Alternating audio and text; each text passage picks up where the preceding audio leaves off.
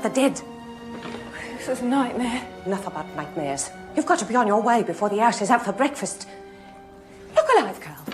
You'll never be hired looking cow-eyed.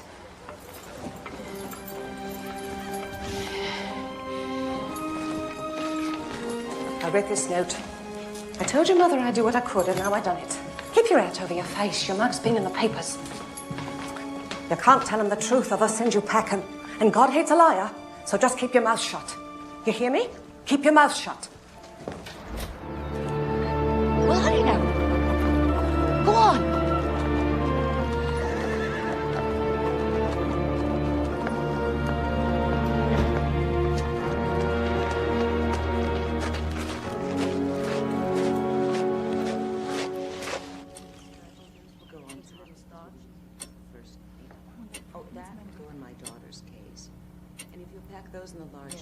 Can't you talk? Lorraine, of course she can talk. Will you let me eat sweets? Lorraine? She gets far too many sweets as it is. Her father cannot say no. Will you paint with me and read me stories? Well, of course she will, won't you, Alice? Oh, yes, Mom. Has Trevor got one of his famous smiles for Alice? Our nanny walked out on us.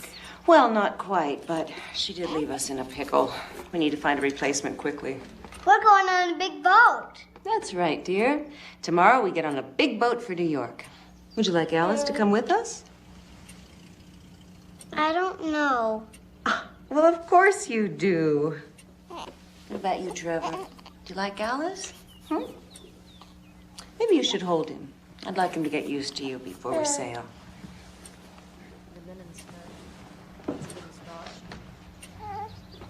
Needs mending.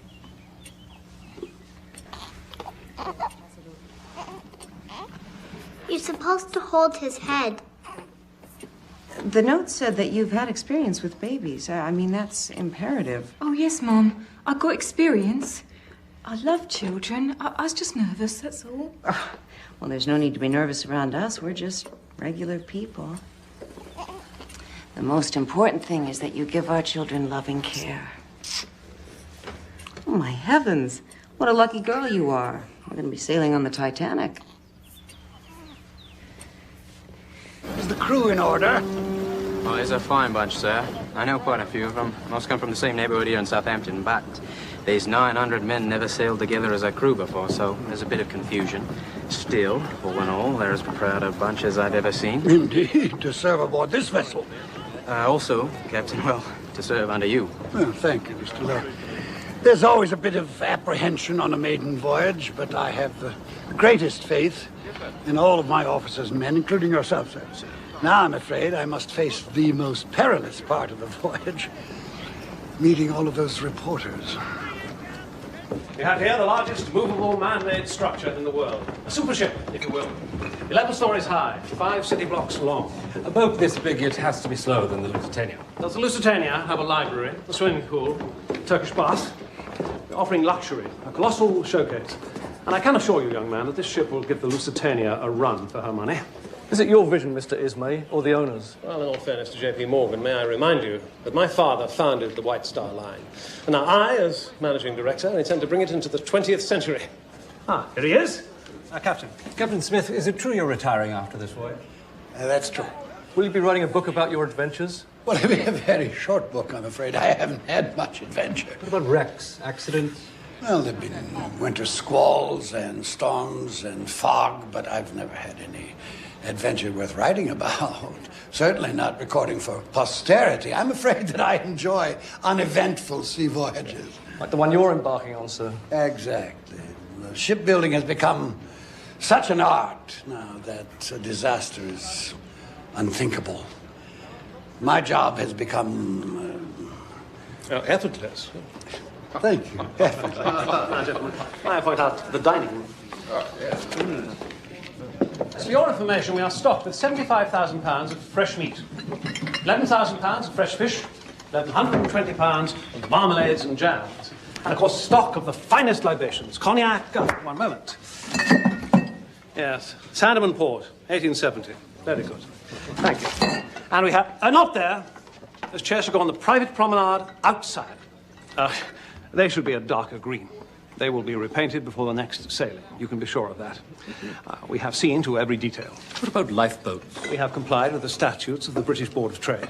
But, gentlemen, we have here the largest, most beautiful, and technically perfect ship in the history of mankind. We're not going to need lifeboats. I thank you for your attention. And now, First Officer Murdoch here will take you on a short tour of the bridge. Good day to you. Good day, thank you. This way, gentlemen.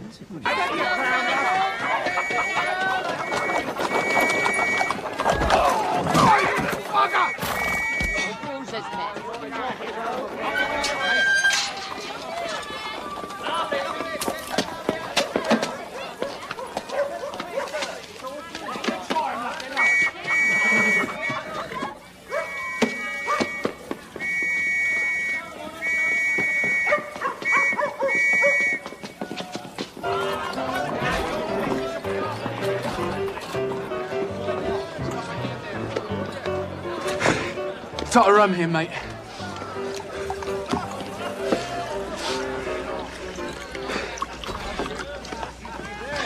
Here, take me Kaplan. Keep your head and your booze and your wits about you.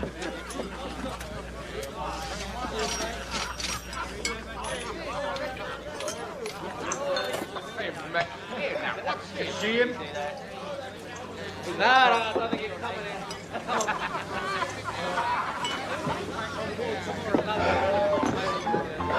You in trouble, lad?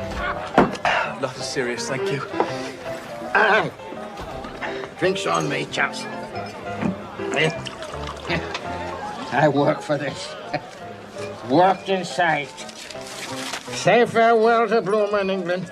I'm set for Niagara Falls. That's in America. You see her out there? See who? The Titanic. Biggest ship ever made. She docked right outside that door there. Here, look at that. See that? It's me ticket to a new life, eh? No more coal dust for Miriam Dickey. America! On the biggest ship I've ever dreamed. Imagine, Miriam Dickey sailing with some of the richest people in the world. Well, you're right about that. John Jacob Astor himself will be on that boat. That's a fact. All the money and jewels on board. Priceless paintings. A thief could have himself a high old time. Do you ever see a diamond tiara? Can't say I have. Of course, the trick is getting the booty off the boat. Strings of pearls. Oh, yes, sir. A thief could have himself a grand old time. I'll be calling it a day. Man's got to get his sleep. Hey, I owe you one. No. Just the tiara.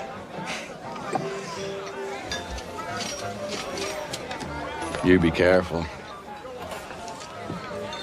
Hi. Miriam Dickey on the same ship as John Jacob Astor. That's the joke of it, eh, lad? Here. To the Titanic. Titanic. Yeah. So I can see and see me mother nor me father, whatever could I be across the sea. Come on, Dickie, you can't sleep here now, can you? My brother's got me a job, a whole new life for Miriam Dickey. Hey, wake up. I'll take you back to your boarding house. Dickie. Dickie.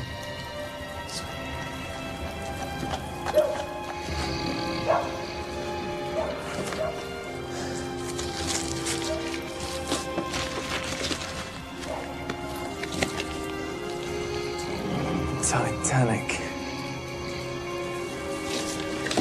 And my thanks it is to you, Mr. Dickey. Maybe I'll say goodbye to bloomin' England myself.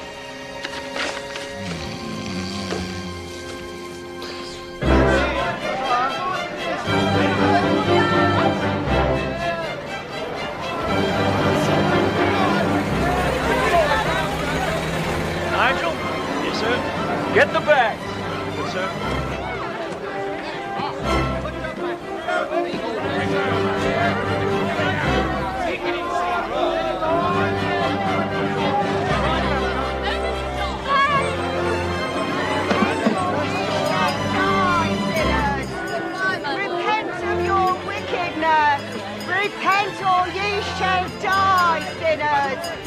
repent of your wickedness. I hear shrieks and cries and moaning. You shall sink in the dark waters and never be heard of again. This is Paradigm. Isabella. We're both going on the Titanic. It must be fate. I don't believe in fate, Mr. Park. Please excuse me. The death shall cover thee. Thou shalt sink deep in the ocean like a stone. Yes, miss. Ludvigsen? Ludvigsen. A lovely little lady travelling alone, are you? She's a convert, travelling with the group. My husband here is Black Billy Jack, and he's big enough to take you on, and a few more like you. So don't go bullying us because of our religion.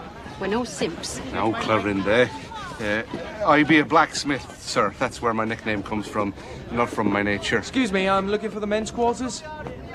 Well, look what the cat dragged in. I don't think I caught your name, chum. Miriam Dickey. Dickey, you say? Well, Mr. Dickey, I don't suppose you'll be travelling with these converts. No, travelling alone. Well, run along then, chum. I'll catch up with you later. Miss Ludvigsen, if you'll step this way, the steward down the corridor will give you a cabin, Mr. and Mrs. Jack. All the little Jacks. I'm told we'll have crisp nights, but clear skies straight across. By Mr. Park. Henry, good to see you, Henry. Well, likewise, I'm sure, sir. You will see many familiar faces. Many of the regulars have joined us, sir. Mr. Wynne Park, across the hall from you, real gentleman. I have crossed the Atlantic 6 times with him. Generous man, if you know what I mean. I must ask for another stateroom. Mrs. Paradine, this one is exquisite. Every detail is... Please see what you can arrange. Mrs. Paradine, everything is booked solid. It's impossible. I can't stay here. Please, any room at all, just far from this one. Yes, of course. Thank you.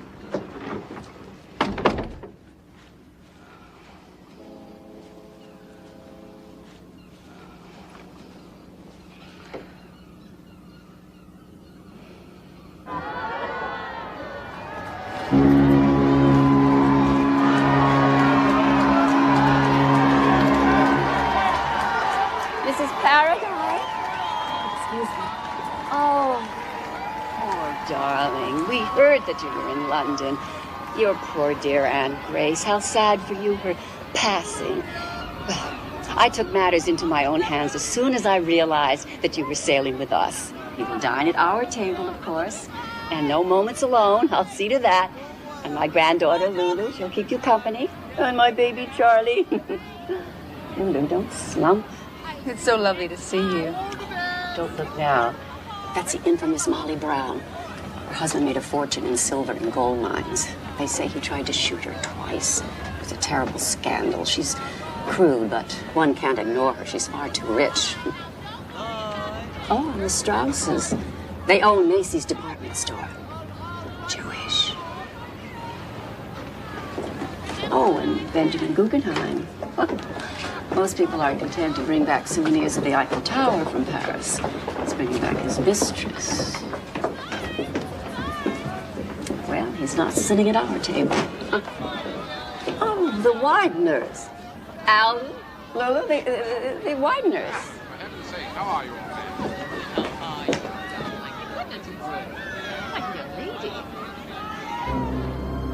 Tugs all fast.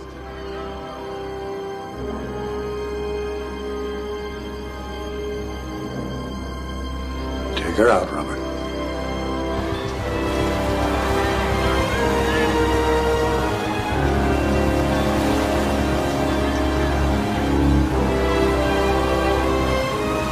When do we get on the boat, Mommy? We're on the boat, darling. It's like a hotel to me. See? See there, little darling? Wave to all the people. Goodbye to England. Bye, England. Here! Hopping rope! Hopping rope! Here! Here! We can't do this to Miriam!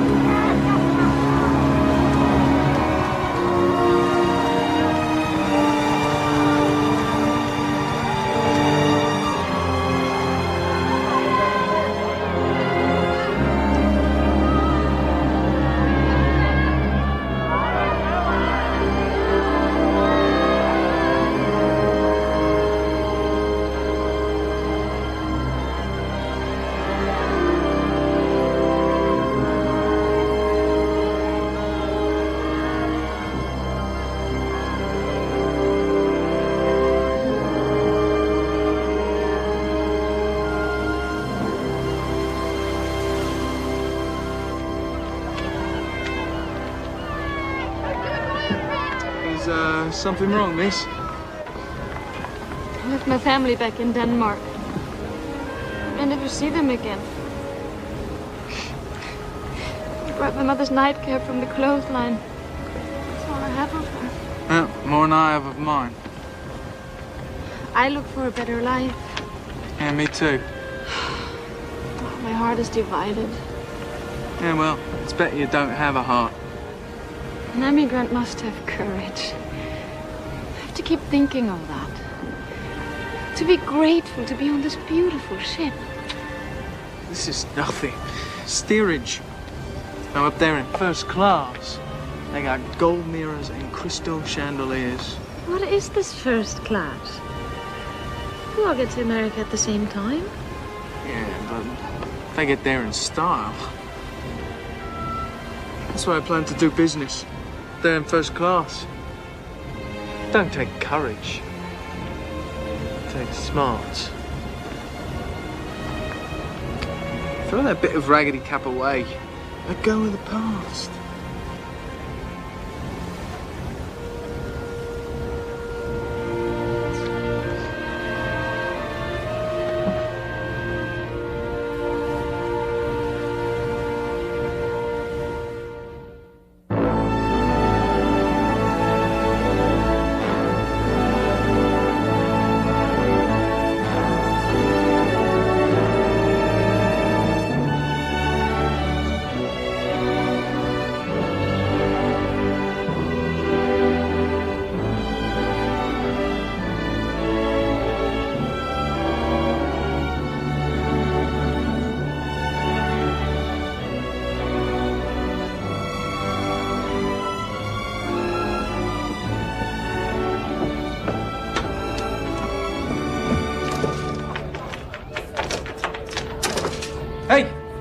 This gate is locked. Well, now, that is the idea, isn't it? Steerage can't mingle amongst the other passengers. Why? Yank immigration laws on account of infectious diseases. Well, I'm not asking you to kiss me. Just let me through. Not about to lose my stripes on the first day out. I just want to look around. Hey, nobody will know the difference. In that suit. What's wrong with my bloody suit? I gave my love a cherry, what had no stone. Come on, let's go. I gave my love a chicken. Trevor's cold, Alice. Please, it's cold out here. I gave my love a It's night, Alice. Trevor needs his supper. You're supposed to take care of us. Stop whining. Stop whining. Stop whining.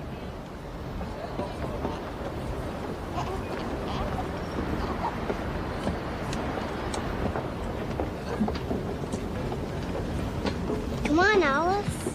Excuse, please. These children. Did you see Mrs. Astor? Mrs. Astor? Mrs. John Jacob Astor. You don't know who John Jacob Astor is? The richest man in the world? I think I know you. Were you in Cairo last month with the Hendersons' baby? I've never been to Cairo. Mrs. Astor! You're pale. Catch cold. And in your condition. It's chilly out here. We can't be too careful. You're right, Miss Miller. I keep telling my wife that. Now promise me you will eat a good dinner. They say our body needs these things they've discovered called vitamins. She eats like a bird, you know. She's eating for two now and she's not getting her vitamins.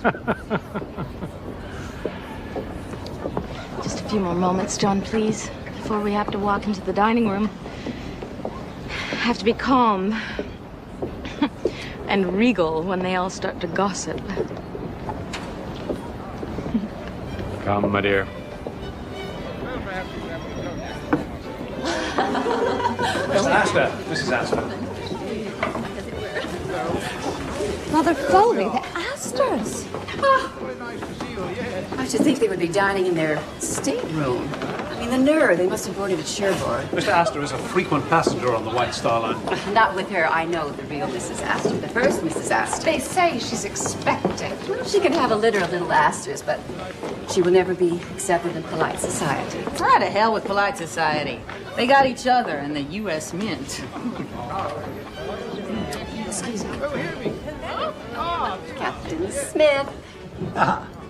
How may I assist you, madam? It's about Lulu. Your daughter. Actually, my granddaughter. We are always mistaken. Captain, I was wondering, perhaps you might know of some nice gentleman on board who might be of some company to Lulu. Someone dignified, substantial. Someone like yourself, only... Only younger. No, not younger. Lulu is so incomplete. An older man would be helpful. No, I meant someone... Well-to-do. Wealthier. Exactly. The trip to Europe was disastrous. All the men are foreigners. Fortune hunters. Well, I promise you, I will keep my eyes open. Thank you, Captain.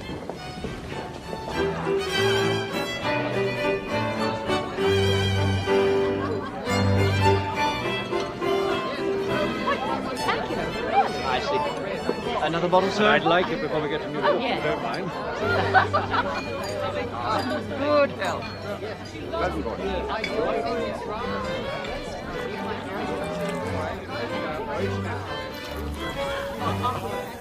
This is my third crossing with the captain, and last time I even sat at his table. 25 years, is it? With the White Star Line. The world's greatest ship and the world's greatest captain. Here's to a rip-roaring maiden voyage for us and the Titanic. Well, since it is my last voyage, I was hoping for something a little calmer.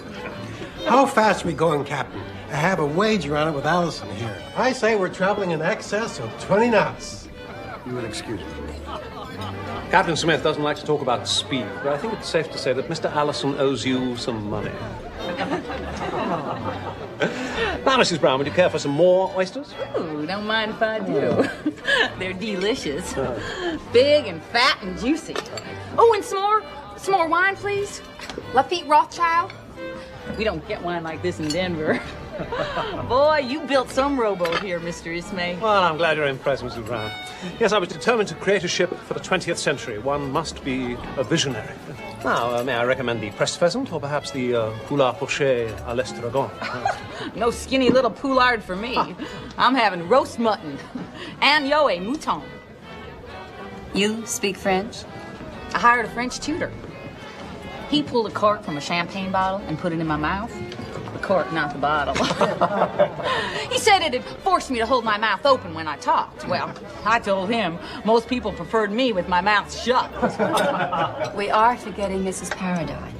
All this festivity. Poor darling, her dear Aunt Grace passed recently in London. All those months alone in London, taking care of the burial and your aunt's affairs. I suppose things were jumbled. We promised your husband that we'd watch over you on the voyage home. That's very kind of you. The Paradines have the most beautiful estate on the Hudson. And their little girl is a dream. Miss Foley, could I have the pleasure of a dance? Oh, well, Lulu would love to dance, Mr. Park. As long as it isn't that abominable turkey trot. One wonders what the world is coming to sometimes. Posture, Lulu. Such a charming man. And so very handsome. Our little Lulu could do worse. Our little Lulu couldn't do any better. He's shrewd, intelligent. And loaded. Yeah. A marriage made in heaven. You must long to dance to a young woman like you. It's so sad you're stuck in black for the whole crossing. It doesn't do much for your delicate complexion. I suppose your aunt's husband is grieving. The marriage only lasted a year, Mrs. Foley. I don't know where Mr. Santalister is now. Why, she gave up everything for that scoundrel. Well, what can you expect? An Italian. He was after her inheritance. I said so. Poor woman. On the contrary, Mrs. Foley. My aunt had no regrets. In fact, just before she died, she told me it was a glorious year. No matter what the price, it was worth a lifetime.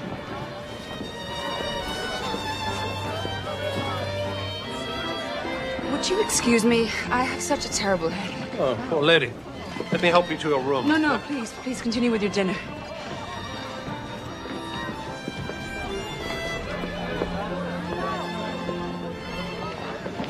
Well, wait.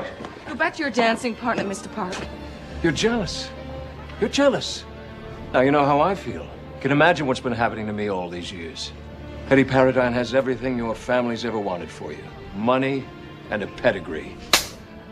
He's a kind man, a gentleman, a good husband. Well, your marriage must have pleased your father and your mother.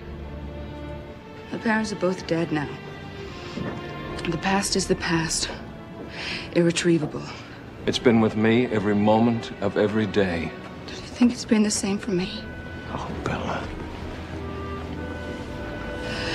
Oh, Bella.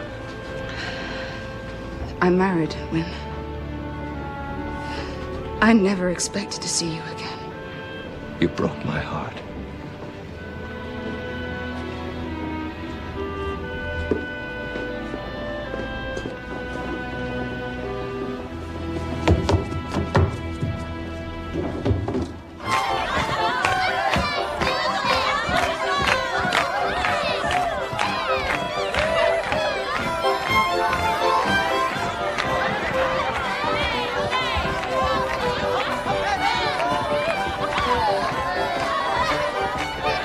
What do you think of me brood? Nice children. Nice wife, too. I wouldn't be much without them. You planning to have pups yourself? Me? No. Oh, no. Wouldn't be so good at it. Raising pups, I mean.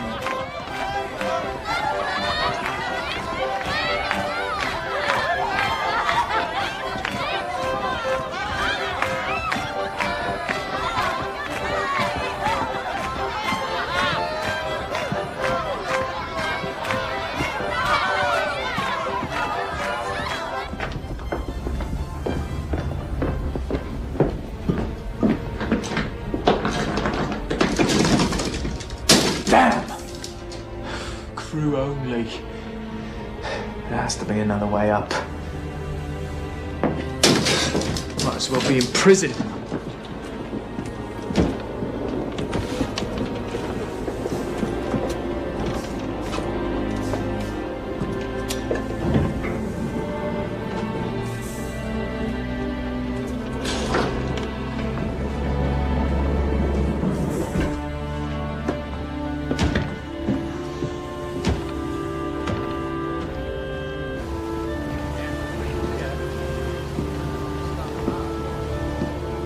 What's out there, Mr. Boxall? Looks like a freighter. Yes, sir. The Rappahannock on opposite course. She's morsing us. She's warning us of icebergs and heavy ice pack ahead. Where are the other binoculars? They only gave us one pair for the bridge. Mr. Boxall, I will not have my officers passing around one bloody pair of glasses. Now take the ones from the crow's nest. Lookouts won't like this. Huh? I'm not concerned with what they like. They'll manage well enough until we reach New York.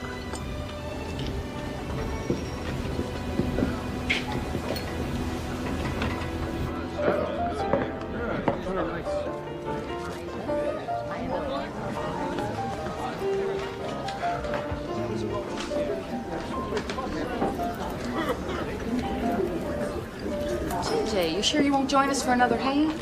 No, nightcap and then to bed. I promised my wife. I forgot. You're a newlywed.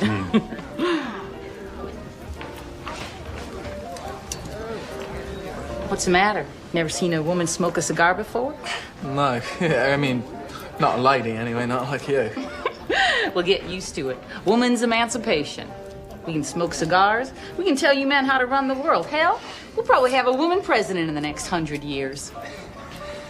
Unfortunately, I don't think I'll be around to see that. Yeah, well, I hope I won't. Go buy you another drink. Some brew on me. Whatever he's drinking. I come into a bit of money recently. I'll share me the fortune. Well, thank you, young man. You down in your cups? No, you might say that. I've remarried recently. Well, that'll do it. No, I'm happily married. I'm only worried about the reception my new wife received tonight in the dining room. She's very young. People can be cruel. Yeah, well, bunch of stiffs, full of themselves and all their money. Some tugboat, eh? Yes, it's a thing of beauty. Have you been to America before? No, looking forward to it. I might go into a bit of business. You ever hear this chap called Max Sennett? Got himself a moving picture company Calls it Keystone, up-and-coming sort of thing. Yeah. Let me give you a bit of advice. I always find investors for my project. It's better to use another fellow's money. Yeah, well, sir, I can drink to that. I believe in using the other fellow's money, too.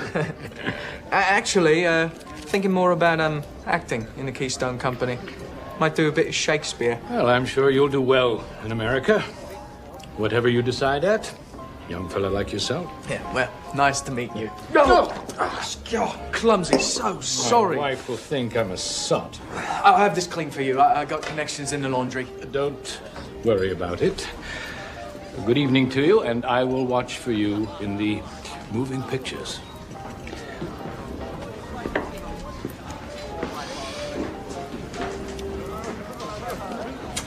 Another brandy, ma'am. And make it a double. Yes, sir.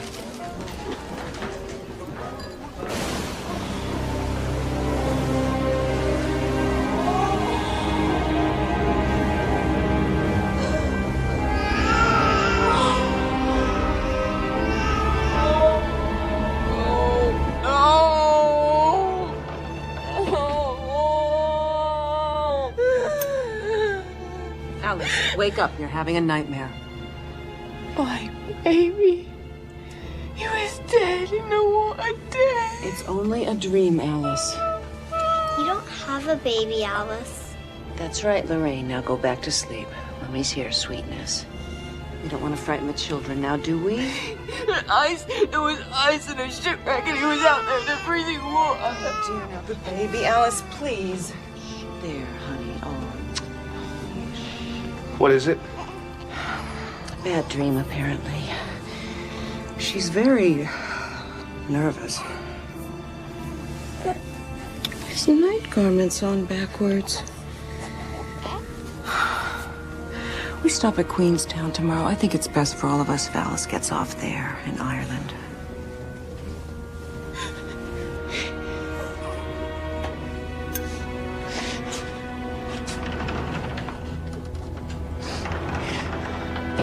My baby. My poor little baby.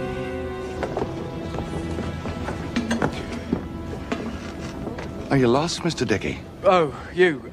Look, I know I'm not supposed to be up here, but an acquaintance of mine invited me up for a drink. Oh, son. Let me give you a piece of advice. Take it from your old dad. You're holding Mr. John Jacob Astor's billfold. I saw you left it in the bar. You didn't realize that now, did you, Mr. Dickey? John Jacob Astor? I don't know what you're talking about. I'm trying to be your friend here, son. Everybody needs a friend. I told you. You put the bite on the great man himself. I just want to keep you out of trouble, that's all. Nice young chap like you.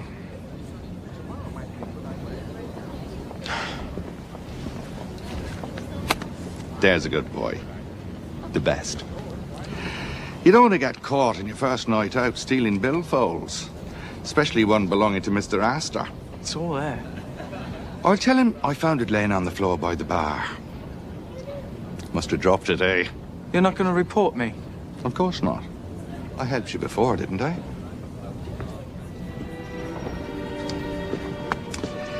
Time to be picking billfolds is the last night out. Men get all the moolah out of the safe. Now I'm sure we can work out something that'll be good for the both of us. You're a talented lad, you are. I can see that right away. Quick and slick with your hands, you are. What's your name, son? Your real name? Well, it don't really matter now, does it? Don't be so prickly. I can't help if I worry a bit about the real Mr. Merriam Dickey. You didn't axe the fella, did you? Of course not. He passed out. Drunk. Drunk as a skunk, eh, Dickey? I can see you and I are going to get along really well.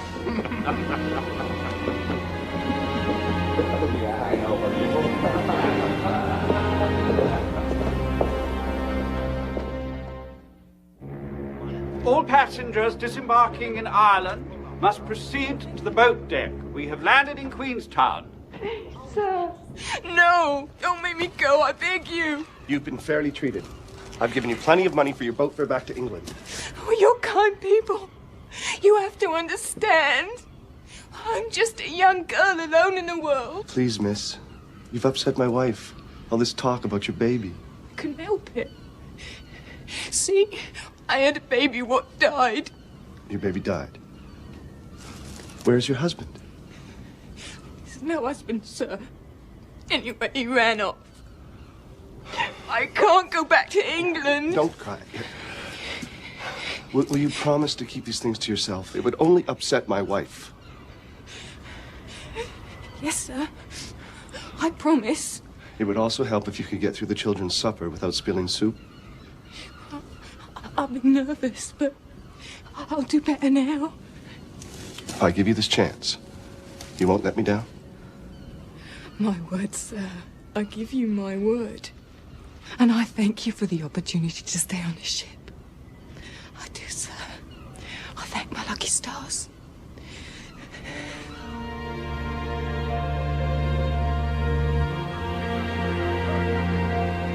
Hello and goodbye to Ireland. Yeah, Rodal. So green and beautiful. Makes me wonder if I should just stop here. Close to home. Is that what you're thinking? No. I try not to think of them. My mother, my little brother and sisters. Their life is so hard. I try to think of the future only, like you. No, not like me. You don't want to be like me. Anyway, you'll send for your family someday. Yes. How do you know that? You don't know me. I know that you're good. Good person. Maybe the only good person I've ever known.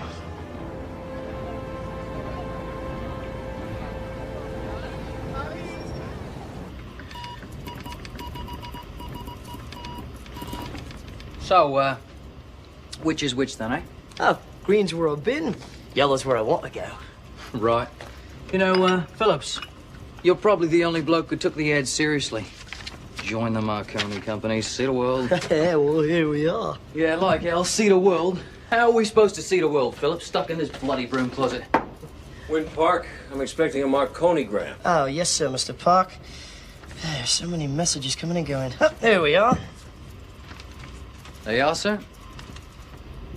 I'll be expecting several others. I'd like them delivered immediately. Right, sir. Smooth sailing all the way. I hope so. Cheers, Governor. It's a double eagle. It's a $20 piece. Look at that. Tin mines. Didn't that wise say tin mines? Aye. You split up with me. Right. Aye.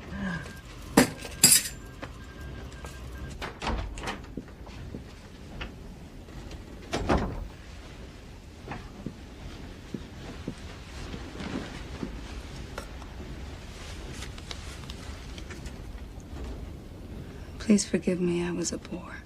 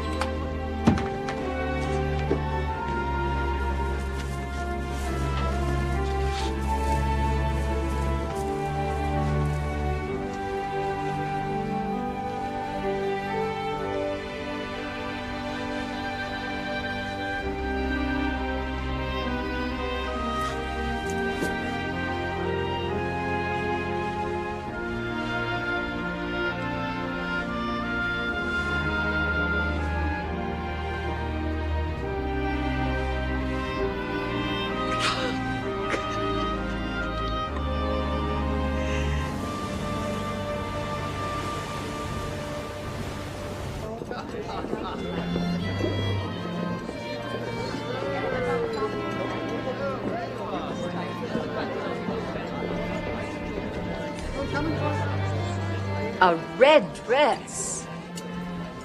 Do you see that? A red dress. It can't be. She's in mourning. She appears to have recovered. Tom Duchess. Where I come from, we call a spud a spud. She's not sitting here. I won't have it. This is a disgrace. Hazel. Look, it's only been a few months since her Aunt Grace passed away. She ought to show some respect, even though her aunt was fast. Mrs. Paradine, you feeling better? I am, Mr. Ismay. Thank you. I feel queasy.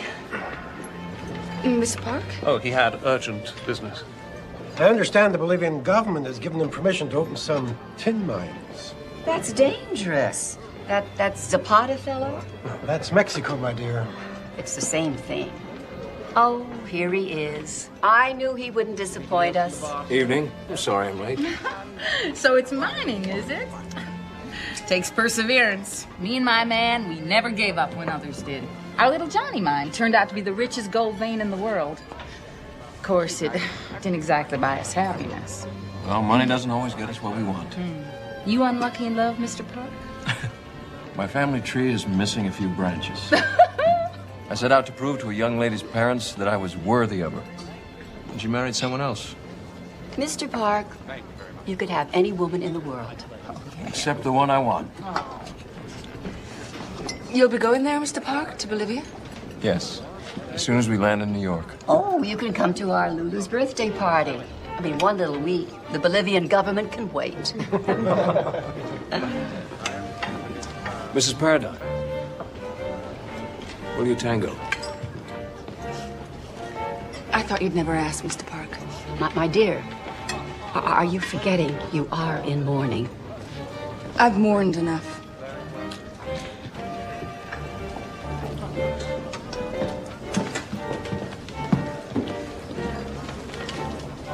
Oh, my. I feel absolutely faint. Dancing the tango? We haven't even finished the first course. They're just skipping to dessert.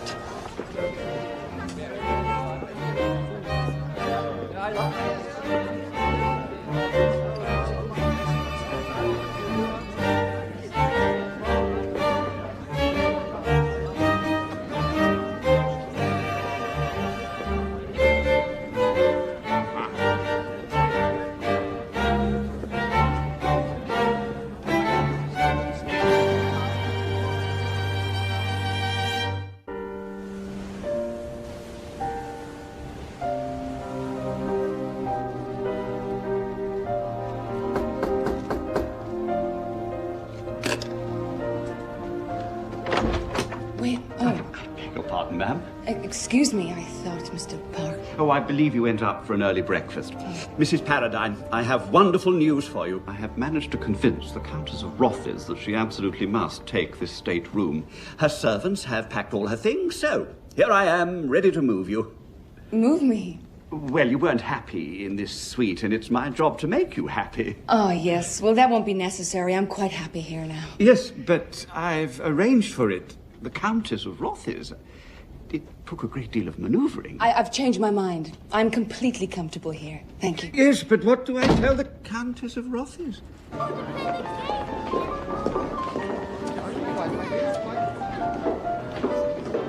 Very nice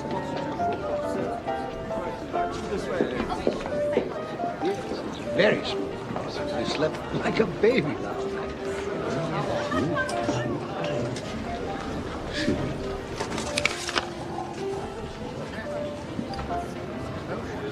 Bad news, Captain? No, Mr. Strauss. Just routine. You and Mrs. Strauss enjoy your breakfast. Mr. Ismay. Yes, what is it? A message from the ship Baltic regarding ice conditions. I'm told that you've been discussing operation of the ship with my crew. Yes, with regard to our speed. Certainly within my prerogative as chairman. Things are running smoothly. The machinery is bearing the test. The boilers are running well. The ship is steady. And with power to spare, we can beat the Olympics record and be in New York on Tuesday. I see absolutely no purpose in arriving a day early. Yes, and I see no purpose in meandering. Keeping to a schedule devised for inferior vessels. But there are basic safety procedures nonetheless. I want the ship to perform to its full potential. In future, if there's any discussion about the operation of the ship, it must be cleared with me first. This may be my last crossing, but I'm still the captain.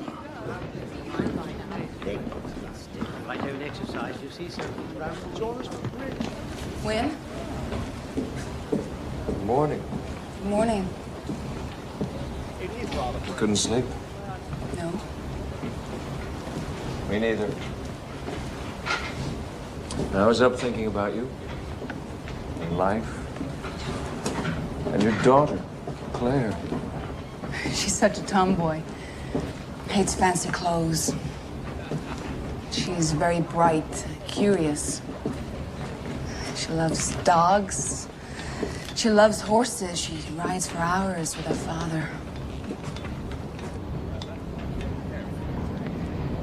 What are we going to do? All those years I've wondered about you, where you were, what you were doing. And now you're here.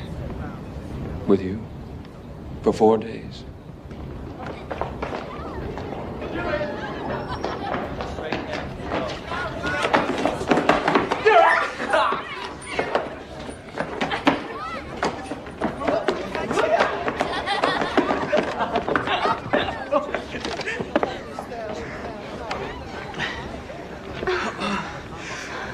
Osa, what are you going to do in America? I'm going to Minnesota with the other converts to build a new life. I want to do good in this world, Mr. Dickey. Do good? I want to be a teacher or a nurse.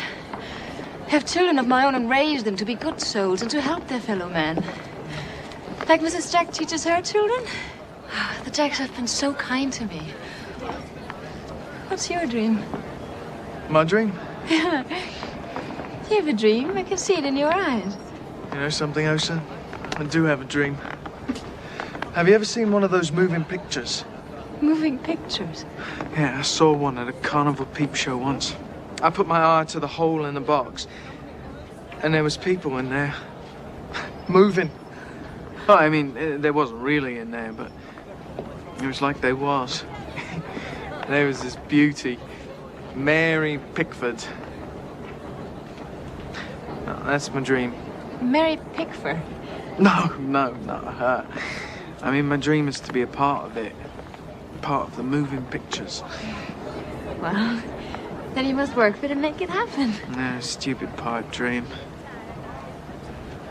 Anyway, you could be in the moving pictures. I mean, you're much prettier than Mary Pickford. Moving pictures sound nice. But I'm not looking for pictures in a box. What are you looking for? God.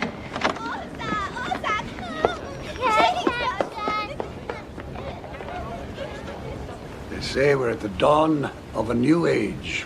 The fires below are sending 50,000 horsepower to the propellers. Who knows what kind of progress we'll see in the next 100 years. Soon we'll be flying across the Atlantic in airplanes. But nothing will ever be like this again. Nothing like the Titanic. A boat this big, powerful, and so beautiful. There's a rumor we'll be landing a day early. Only rumors. Captain Smith, could we bribe you to take your time? To meander, of course, a little. I know what you mean. I suppose I will miss all of this. There's magic to it. I enjoy it most right here behind the wheel. It's almost sacred. May I steer it? Evan, what's that? Moving next section west, please. Oh, you're right. It is magical. Good. I can feel the power beneath my feet. Are you sure that you know the way to New York? No, I don't. Maybe I'll just turn it around and go back to England. How does that sound?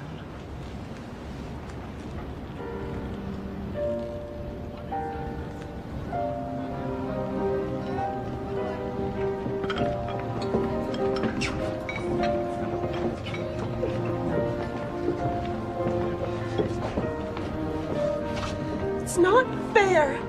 She's a married lady. What do you expect? A man loses his head when a woman throws herself at him. But he danced with me. Well, it wouldn't have hurt for you to throw yourself a little, Lulu. Get your shoulders back. You're going to get a hump.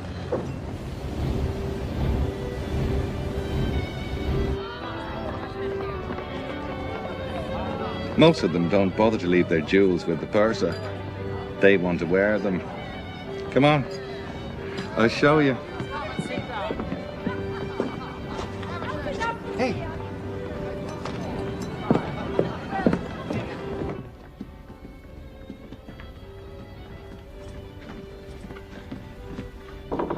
Room service. Wrong room. Yeah.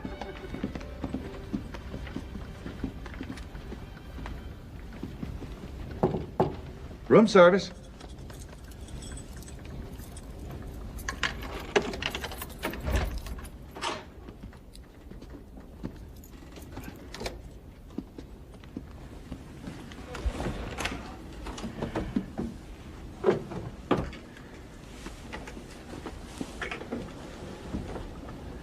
What did I tell you?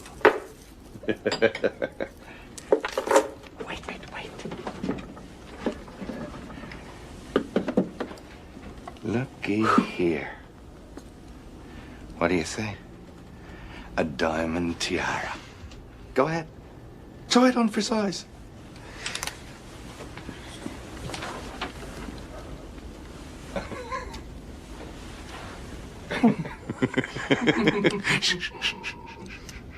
We case out all the staterooms, find out where they keep them, and then on the last night out, we strike. That's right, my friend. There'll be confusion in the morning. How do we get it off the boat? The loot never leaves the ship. Mr. Astor's loo. In the plumbing. Look, we lay low and go about our business until the ship is fitted out ready to sail again. I've got a plumber friend here. He's agreed to carry it all off in his tools kit. I don't know. You don't know what? Well, how do I trust you? Is that my buddy? Trust me. How do you know I wouldn't turn you in this minute if I got the urge? Hey, don't try to blackmail me. I could tell him a few things myself.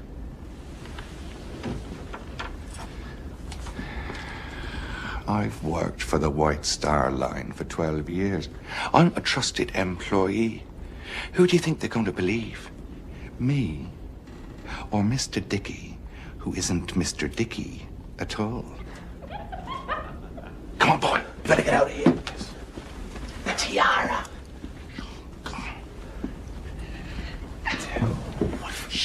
I was playing the piano. Yes, you were. You were playing. I was watching you from the hallway, waiting for your father. Wrong door. Yes, wrong door. It's the next one. I've never been in such a grand house before. And there you were. You were playing the piano. Chopin. I didn't know what it was. I only knew it was the most beautiful music. And the sun was coming through the windows, and everything was golden. The sun, you, the dress. Dressing gown. And it was yellow, it wasn't golden. Anyway, the door was supposed to have been closed. Yeah.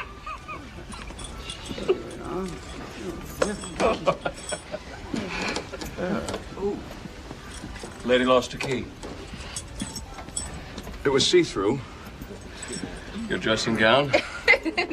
Yes, it was. When you stood up, I could see you through it. I thought I was going to die. We found your room. Mm-hmm.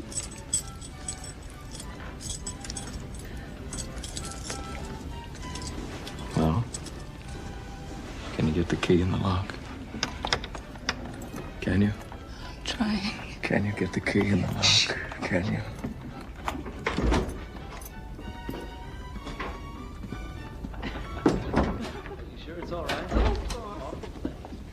Hurry up, son. It's not good to be seen up here together. Mr. Dickey, we're gonna make a killing.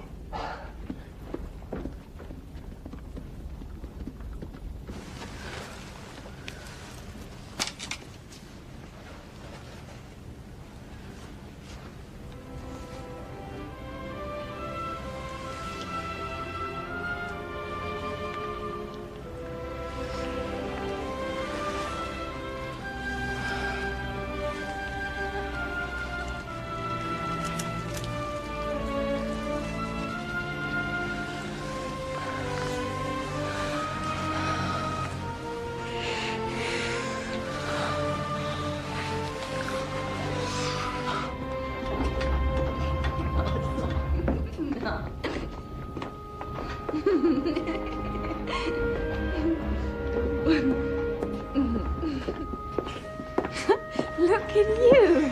Where have you been? Yeah, first class. Hobnobbing with the rich folk. A real dandy, all right. Only Mary Pickle could see you now. Pickford. Mary Pickford. You look beautiful. That Osa, men aren't supposed to look beautiful. Why? Take me word, I'm not beautiful, not in any way. You are beautiful to me.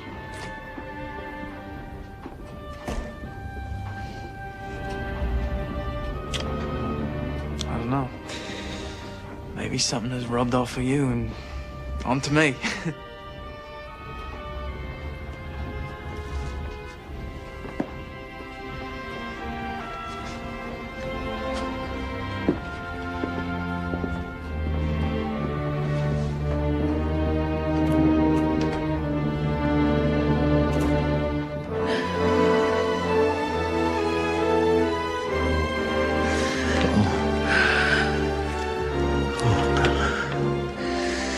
I didn't want to remember this.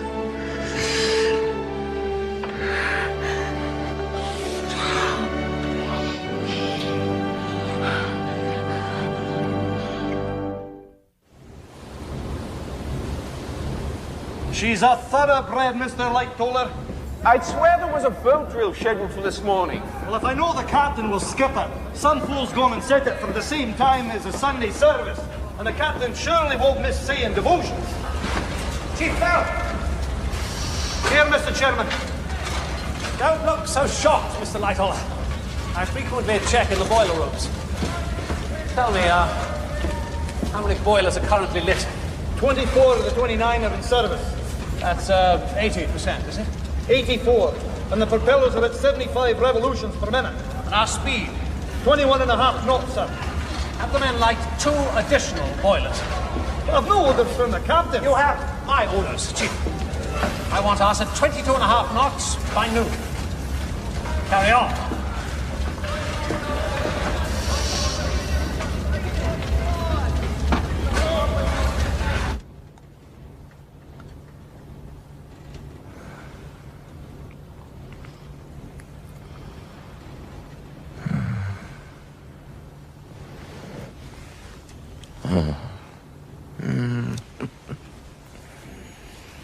Oh, what day is it? Sunday. Everyone's at church service except us.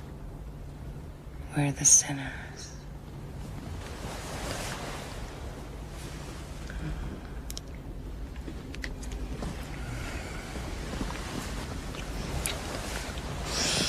You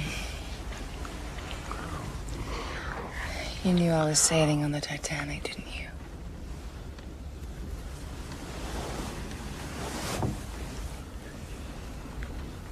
Yes. It wasn't fate at all. You planned it that way. Yes. But it isn't enough.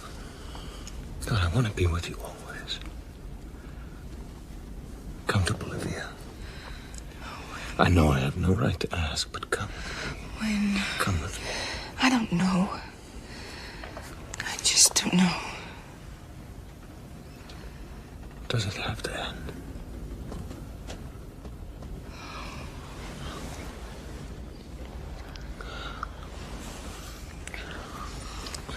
They that go down to the sea in ships, that do business in the great waters, they cry out to the Lord in their trouble, and he bringeth them out of their distresses. In Psalms 107, verse 29, he maketh the storm a calm, so that the waves thereof are still. So he bringeth them unto their desired haven. Oh, that men would praise the Lord for his goodness. Amen. Amen.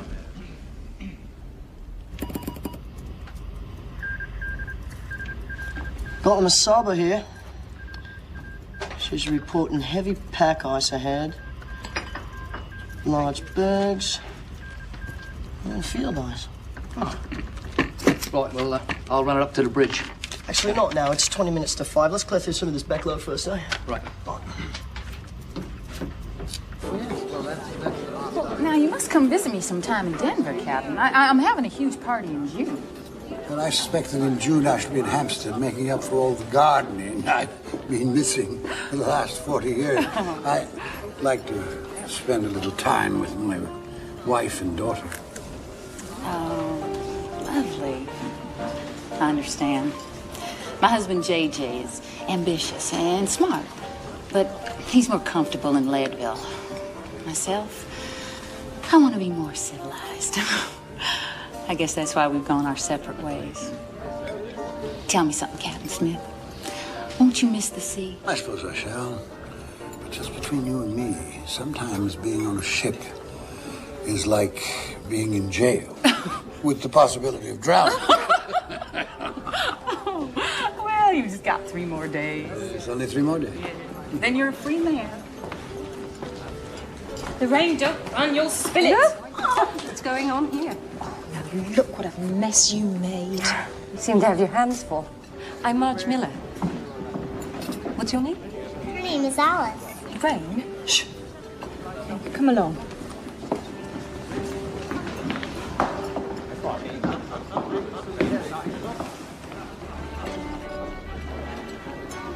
Mrs. Paradigm. Hello. You look happy. I am. I think I am. Mrs. Astor. Oh, please call me Madeline. Madeline, may I talk to you? I feel like I'm going to burst. Of course. Shall we?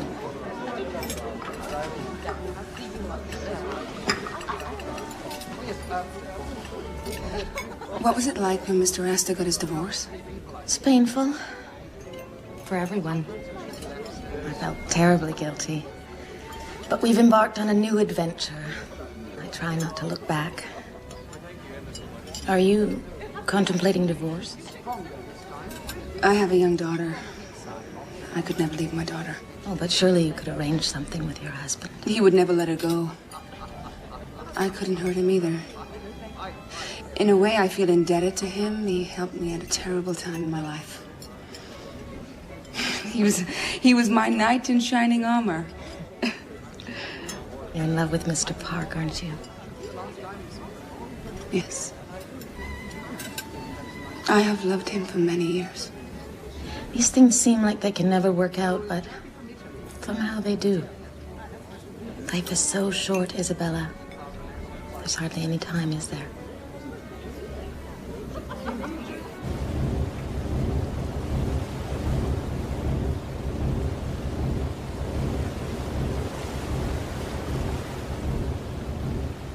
Excuse me, sir. Everything is stowed in the forward locker. Anything important?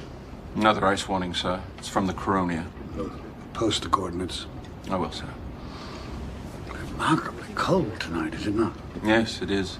I've sent word down to the carpenter to take care of the fresh water supply. It'll be below freezing during the night. Not much wind. A flat calm.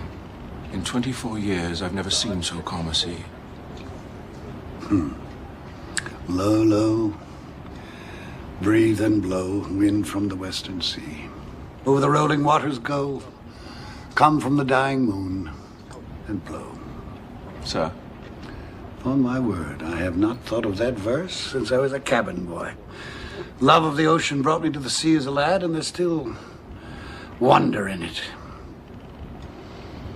Are we not a bit fast? Mr. Ismay, sir. He seems intent on breaking records. He was in the boiler room today. I'm going below. Keep sharp. The first sign of any haziness, we'll need to slow down. I'll deal with Mr. Ismay in the morning. Yes, sir.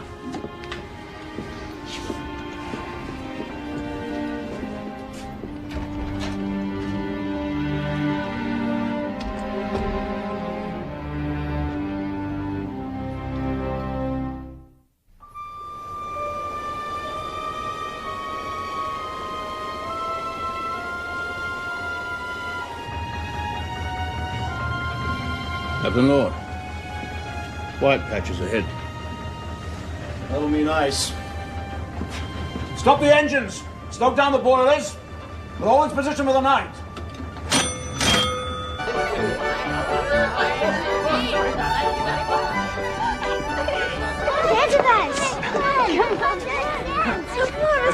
children say for you to dance. Come on, boy. No shame in having some joy. No, I don't know how. Show you.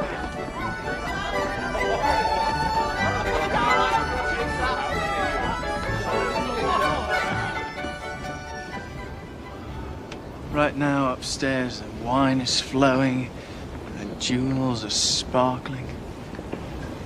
The stars are jewels. We're all the same under the stars. I get them for you if I could. All them stars. There's so much out there just waiting for us to scoop it up. Hey, I promised you a tiara, and Jamie Purse is gonna get you one. Who is Jamie Purse? Oh, yeah. I forgot. Jamie Purse is my real name. But, Mr. Dickey? That was just the name on the ticket. How did you get the ticket? You're not a thief. Fact is, I found it. You're right. I'm not a thief. I just seized the opportunity. If you'll excuse me. I don't mean to interrupt, madam, but me and Mr. Dickey have an appointment with the ship's purser. I gotta go. Purser? Don't go with him. I have to. Haven't you ever had to do things? Been forced to do things? I try to stay true to myself, if that is what you mean. You're so bloody good. Always on the straight and narrow. Well, that's not the way the world works. Look, maybe I'm not so great, but I can change. I wouldn't mind a piece of her myself. You want to get smashed in the face? You do. And you'll end up in the ship's brig, you silly bugger. Now, I'm having a jar with the purser in his office. Perfect time for you to lift the key out of his pocket.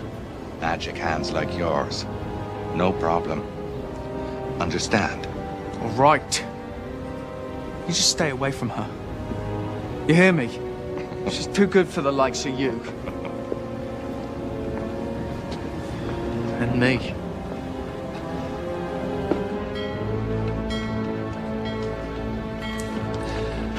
Four bells. 10 o'clock. Ocean's as smooth as a mill pond. Water's like oil. I was saying the same to the captain.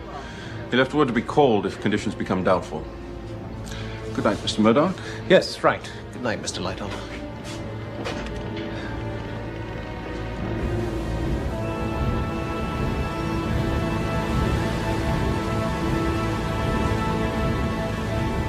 It's cold out tonight. Aye. By the smell of it, there's ice about. You smell it before you get to it. Of course, I wouldn't tell the bigwigs that. They think you're stupid. But you know what I say? We're the eyes of this here ship. But don't expect no respect. What I expect are some proper glasses. I've got good eyesight, but I can't see in the dark. Well, I asked the Ganges tonight. They were like to have bit me head off. I'm through with the bloomin' sea. After this one, I'll go back home, make an honest woman of me, Linda.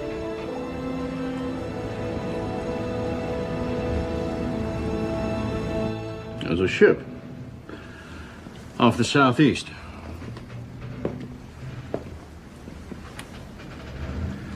It looks like a big passenger liner. Maybe 10 miles away. No. She's something like ourselves. A small freighter. Not that far. Any other ships in the vicinity? The closest one's the Titanic. Can't be the Titanic. She's closer to us in size.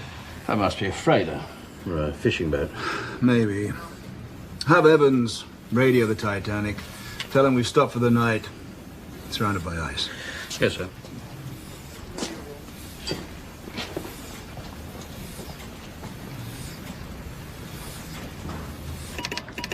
Phillips? We'll never get through all these. Yes, Mom. I wish to send a wire. Right then. Address at the top.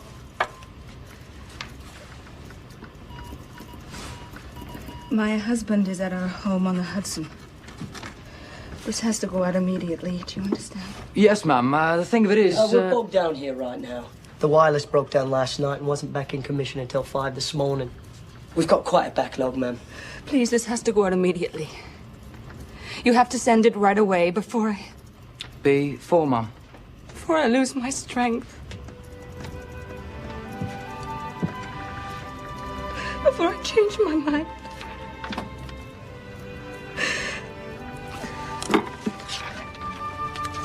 Please, just send it. Well, don't worry, Mum.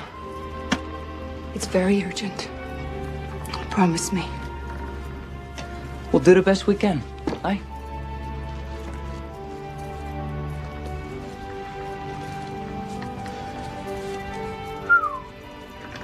Some bloody bloke's gonna get the shock of his life. Shut up. Shut up. You're jamming me. Damned freighter Californian. Stop for the night on account of ice. They keep interrupting. Bloody Titanic wants me to shut up? Well, the same to you, Buckle. Go get Mrs. Paradine's message out. Poor lady.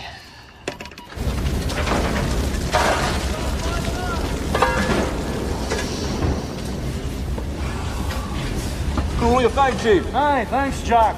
It's me prize. Tobacco from the East Indies. Keeps it next to me art. It's me treasure. Oh, that head. Are there really angels, Mama? Of course there are angels. Watching over you and your sister and your brothers. Over all of us. And over this ship to make sure we're safe. Oh, you're a mass of snarls, Miss Ophelia Jack.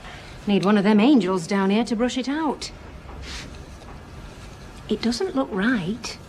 Young girl like you alone in the world talking to that hooligan. We are all God's children. You said so yourself. Chap like that cause you nothing but pain.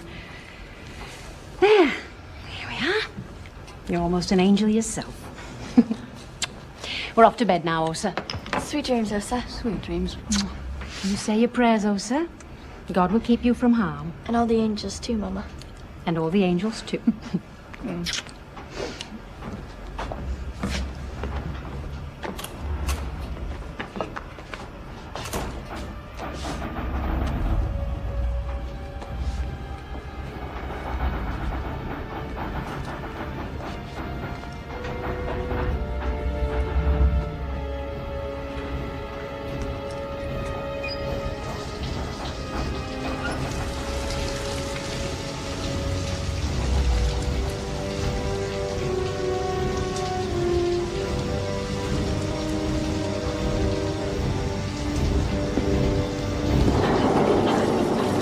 Hello, miss. What? No, what are you doing? Your boyfriend's not around to protect you, right? Let me go! Oh, thank you, let me go. You're a peach, you are. I had my eye on you from the start. You're going nowhere. I knew from the first time I laid eyes on you that you were no sight.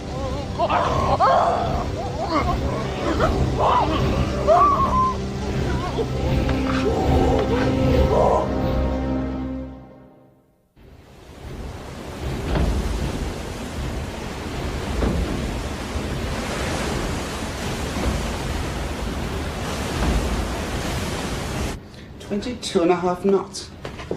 What are we doing? It's not a race. We have our orders, Mr. Boxall. Hope Mr. Astor won't be playing cards too late. I hate to go to bed alone. I put a nice warm bottle under the covers, ma'am. It'll be very comfy. Finished? Mm-hmm. I was talking to the Allisons, Nanny. Such a strange bird she is. I've been racking my brain trying to remember where I know her from. Her name is Alice. That's what the little girl said. Alice.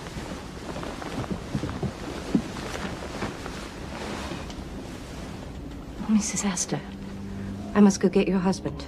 It just came to me. Alice Cleaver, that's who she is. What are you talking about? Nothing that concerns you. Who is Alice Cleaver? Not in your condition. I'll speak with Mr. Astor. He'll know what's to be done.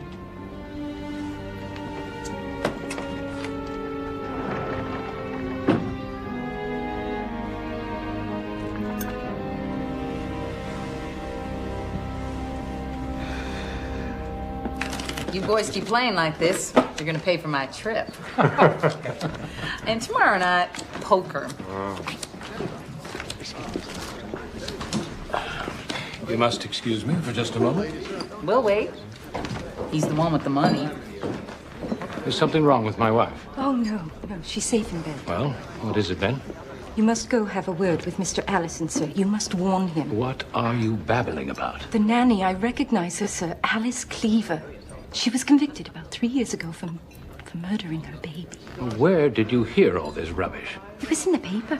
They let her out of prison, said she was deranged at the time on account of the baby's father deserting her. They granted her leniency, which is no excuse if you ask me. Her little child... It's after 11. I can't go wake them up now. But she's in charge of the Allison children, sir, and she's a murderer. Perhaps you're mistaken.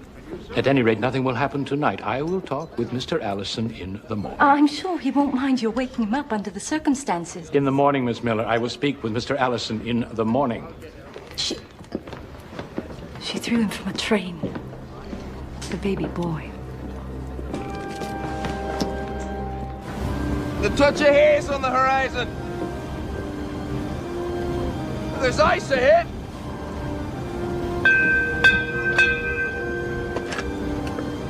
Is someone there? Yes, what do you see?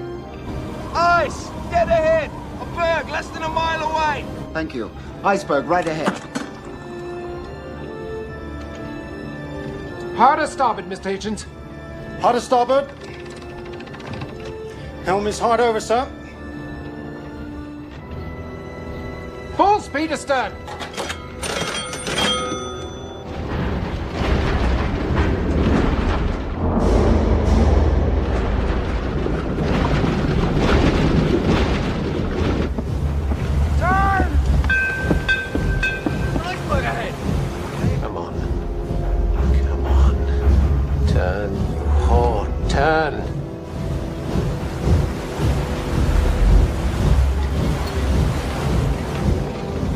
What's taking her so long?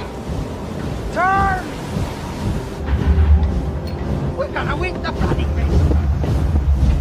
Turn!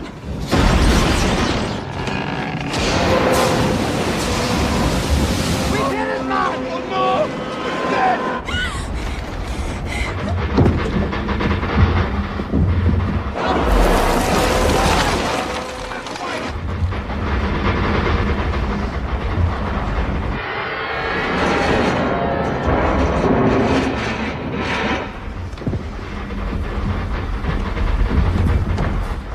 What was that? I think we hit something. It felt like a hit. Hey! What's happening?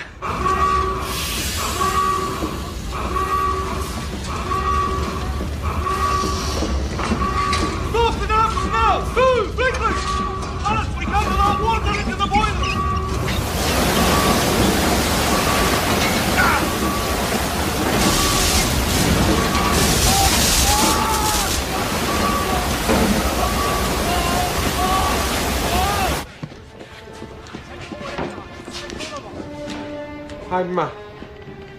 I'm closing the watertight doors. Note the time and enter it into the log.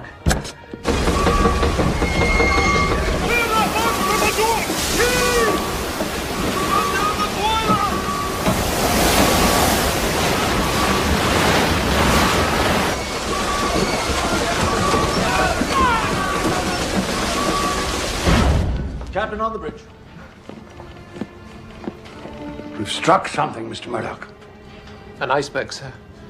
I hard to starboard it and ran the engines full astern, but it was too close. I'm afraid she's hit it.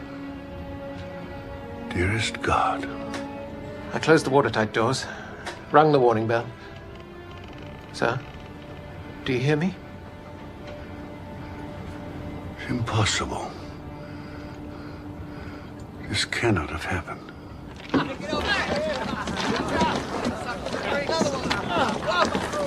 To hear what they're saying, we hit an iceberg. That grinding noise we heard? Perhaps we lost a propeller. Good, it gives us more time for bridge. The boat stopped cold. A few hours and we'll be back on our way again. Anybody want a souvenir?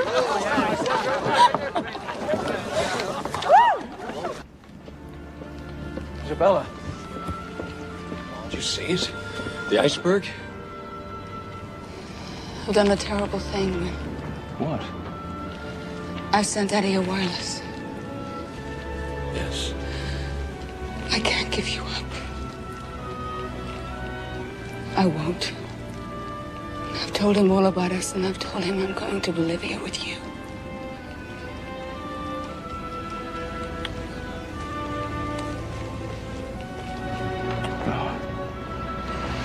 Oh, Bella.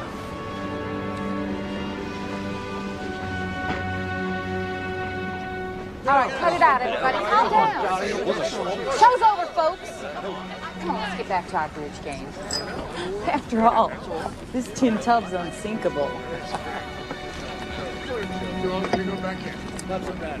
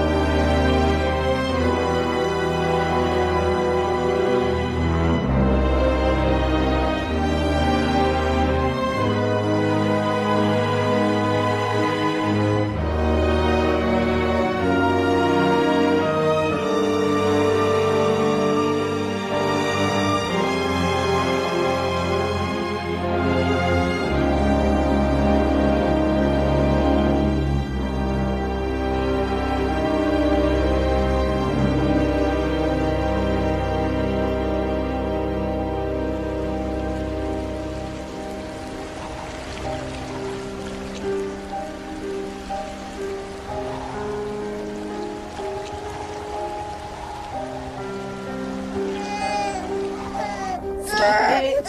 I told you, stop it! Stop it, I said!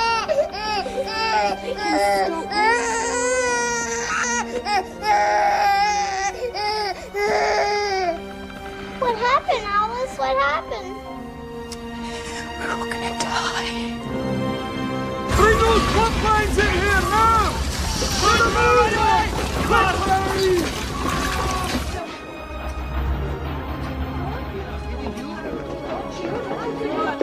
Lads down below say they got water in the rooms. You can't take that seriously. Somebody's making it up. Yeah, well, I'm not waiting around to find out. Where are you going? I'm going up. Up out of the damp, thank you.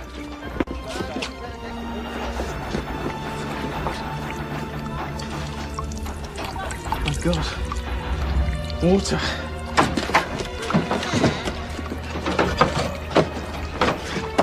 There's blooming water coming in!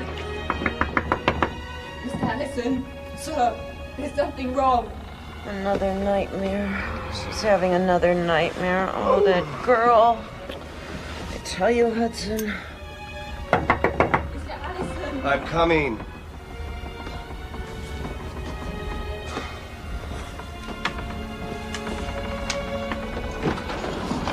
The baby. What about the baby? There was a scraping sound and it woke him up and I got him quiet, but some kind of trouble with the boat, sir. The engines have stopped. You hear that, Hudson? I hope you're satisfied. We've probably stopped for the night because of ice. There's nothing to be concerned about. We hit something, sir. I felt it. I felt it in my bones. It was like in my nightmares. Stop it, Alice. Now. I mean it. This boat's unsinkable. Nothing is wrong. Yes, sir. But I...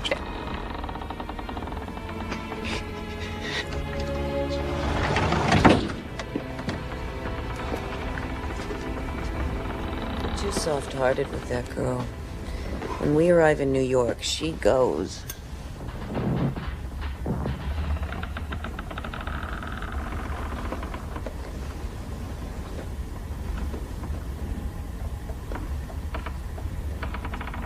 Ship is going down.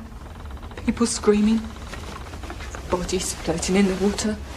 Chairs. Tables. And a baby. A dead baby in a cold water. Nightdress round his head. I've seen it. She has taken damage along 300 feet of her starboard side. Oh, my God. You have broken one of the cardinal rules of safety. Never turn your broadside to danger. Had we struck the berg head-on, only one compartment would have been flooded. I thought I could avoid hitting the berg altogether, sir. Not only did you stop your engines, you reversed them. She would have turned much more quickly, the greater her forward motion. Yes, but the watertight doors were closed immediately after impact. The compartments behind them were sealed. These watertight bulkheads go up only to E-deck. The weight of the water in the bow will pull her down by the head. This ship can't sink. The ship is about 2 hours. The lifeboats. We have lifeboats. We must launch them at once. Get everyone off the ship. That won't be entirely possible. Of course it's possible. We must begin immediately. You may recall that we have precisely the number of lifeboats required by the British Board of Trade. Seats for 1,200 people. There's over 2,000 people aboard this ship. 2,230 souls. I cannot allow this. Mr. Ismay, it was under your directive that we were traveling through an ice field at the arrogant speed of 21 knots. I'm the master of this vessel, and I have been too complacent.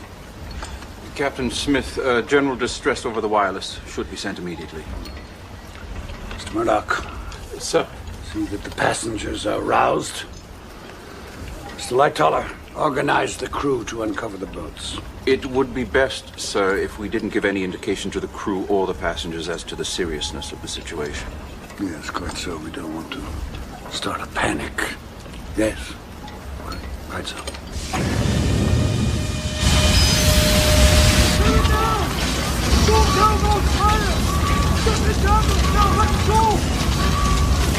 The captain requests all passengers to report to the main deck at once. Now, there's no cause for alarm. dress warmly, and please bring your life jackets. Please report to the main deck at once. Mr. Allison, sorry to disturb you, sir. What's going on? It's impossible to get a night's sleep. What is it? Captain requests all passengers to report to the main deck. Dress warmly. What is it? What did he say, Hudson? Just stay here. I'll go up on deck and find out what's going on. No, don't leave us here alone. Get a hold of yourself, Bess. I'll come right back. But he said to get dressed. I don't know what to do. I don't want to wake up the babies in the middle of the night. Perhaps you should get dressed. Oh, Hudson, then it's true. Alice was right. Calm down. Just get dressed. To be on the safe side. I don't know what to put on. What should I wear? I had on my black tweed this afternoon. Warm. Just dress warm. Alice, help me. What is that? They're releasing the excess pressure from the boilers. Please bring your life jackets. They're not actually going to put us in lifeboats, are they? No. But put on your life preservers just as precautionary measure. They're on top of your armoires. Dress as warm as you can, darling. Why? There's really no danger. Just do as they ask. Put on a few layers and a warm coat. I'll meet you upstairs in 10 minutes. Henry, what's the truth? I don't know any more than you do, sir. I'm just doing what they tell me.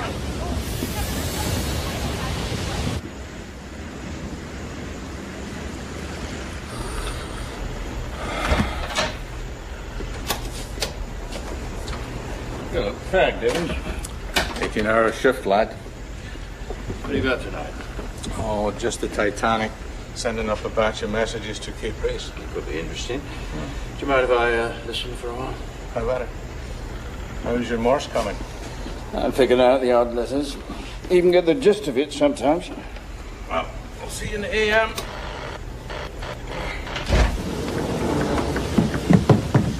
Prepare to call for assistance. We've struck an iceberg. These are the coordinates. Which call should I send, sir? The international call for help, CQD. Come quickly. Distress. Just that. Aye, sir. I'd hate to be the captain's shoes when he tells Astor and these rich mucky mucks they're going to be a week late getting to New York, eh?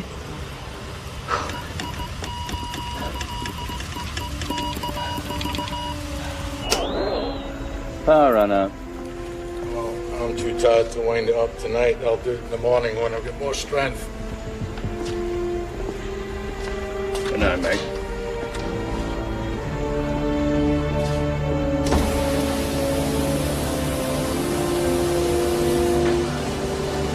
Throw the covers back. Go smartly there. Don't tangle them in the folds. This is no joke. Don't you know what to do here?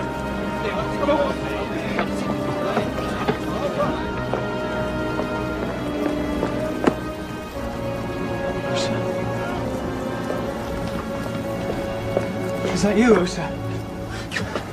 Come on. Follow me. We've got to get up to the boat deck. Hey, what's the matter with you? Come on. Bloody hell. Don't ask me questions. Ask nothing.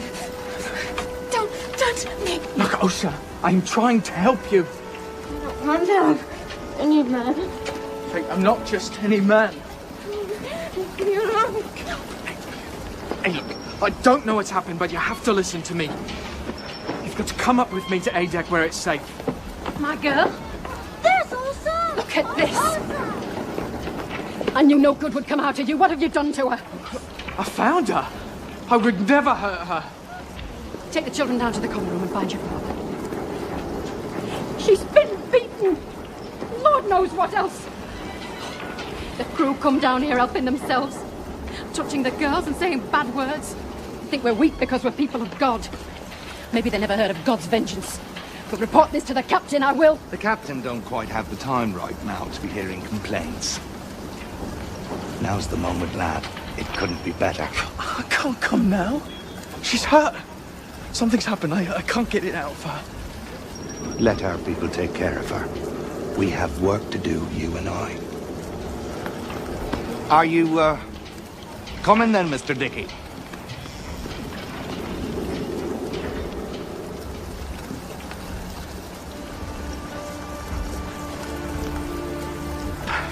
Get her in some warm clothes. Yes, I hold on you. Look, I'll be back. Just stay with the Jacks. Stay with them until I get back. Where do we go? What do we do? Do you people understand anything? Go to the common area and wait for instructions. Come on! Watch out for her. I'll be back. You can't count on him. Not a man like that. Oh, my God. You're locking it? Just trying to keep things orderly. Looks like they're loading up the lifeboats. I never imagined this in my wildest dreams. People leave their staterooms in a panic. We go in and clean up after them. But what about the people down there? Come on. Time is money.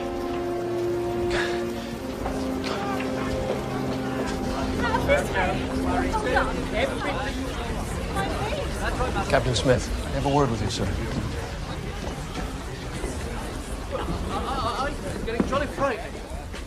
I'd appreciate a true appraisal of our situation. We've been damaged. Badly. How badly? The ship has a couple of hours. This information must not be circulated for obvious reasons. Are there any rescue ships on the way? So far, we have been unable to contact any vessel near enough to help us in time. It is imperative that we get the women and children into the lifeboats. You might want to see to Mrs. Paradine, of course, without delay. Yes, sir. Mr. Park, there are lifeboats for only half of those on board. I see. Thank you for your candor. Godspeed, you, Captain. And to you, sir.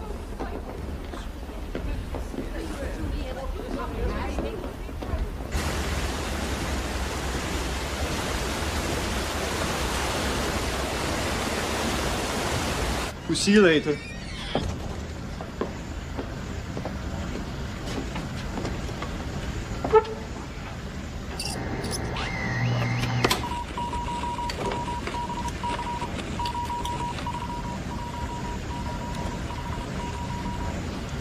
Titanic? Is that you? You ever get your traffic from Cape Race?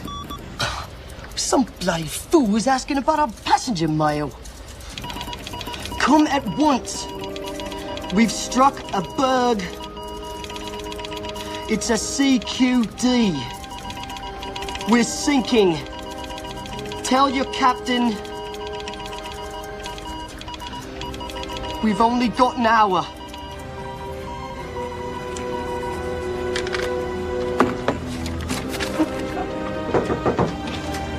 What in the name of heaven? It's the Titanic, sir. She struck an iceberg. She'll sink within an hour.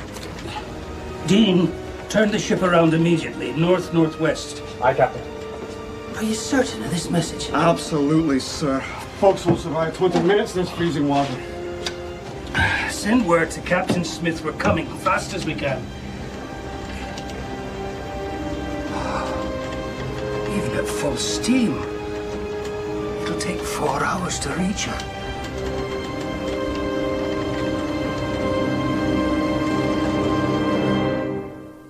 Where is my husband? Where is he?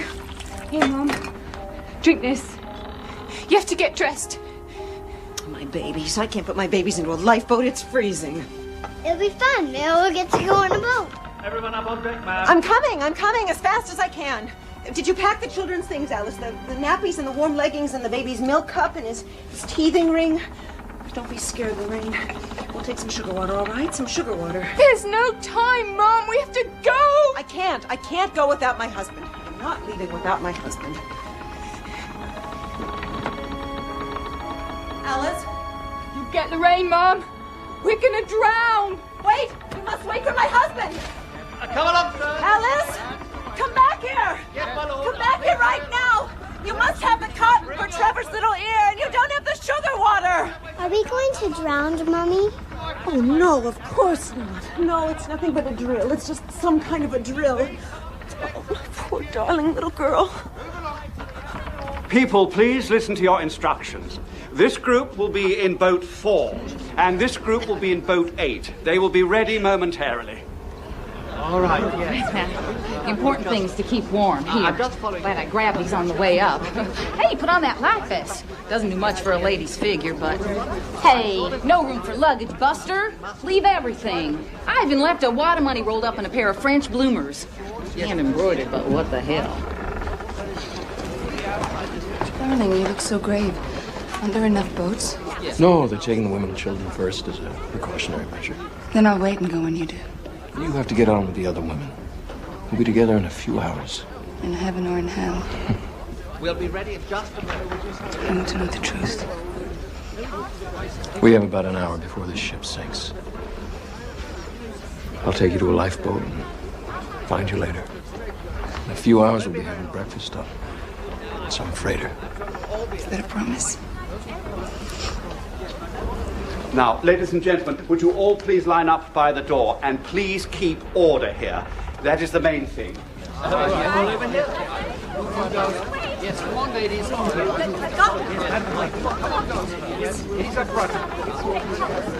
Do you know what this is about? Some minor damage. They're just taking precautions. You! It was that woman, Alice Cleaver. She has the Allison baby. Get a hold of yourself, Mrs. Miller. She's obviously helping them with the children. We have an emergency.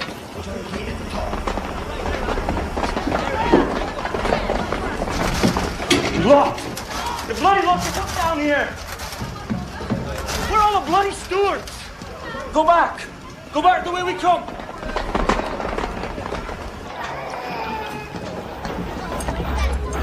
Everything will be all right when we get to America. Everything will be all right once you're baptized in the Lord's church. We'll never be baptized. Of course you will, of course. We will not let an iceberg stop us. We will not. I am damaged goods. Oh, my Lord, girl. You can't give up because some bloody bully forces himself on you. Do you think God will hold you accountable? He tests us in every way. Fight the good fight of faith. Do you think Clorinda Jack goes down with a whimper? Clorinda Jack goes down with a sword. Listen! The water's ankle deep in some of the cabins in the front. Nobody tells us what to do. Aye, we laid eyes on one of the stewards. He said an officer was coming. Well, where the hell is he? We're locked up down here. We must wait.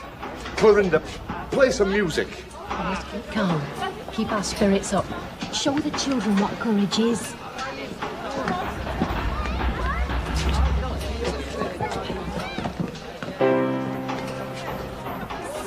Like only yesterday, I sailed from out of port. I wonder if from Erin's Isle I landed in New York.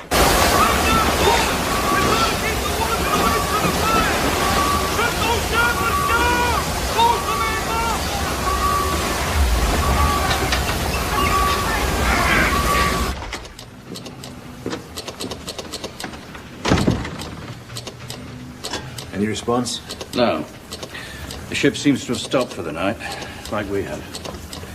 Well, alert me of any changes. How are we resting on the chart room settee?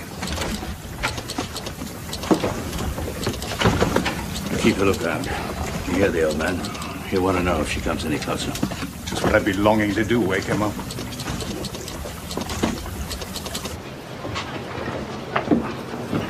Look what I found. It's so dark down there. It's so cold. Oh, it'll only be for a few hours. There's ships on the way here right now. It would just feel better if we were together. So would I. But the captain was adamant and I gave him my word. To Bolivia. We'll get there, won't we? Next year, we'll be sitting on our terrace in Paz, looking down on all the red tile roofs, with Claire, too. There's something I must tell you about Claire. I love her. Without even knowing her, I love her. Almost as much as I love her mother. Think of the stories we can tell her. We'll look back on this as a real adventure. It's got everything. Action. Danger. Romance. We'll brag about this to our grandchildren. Grandma and Grandpa were on the Titanic.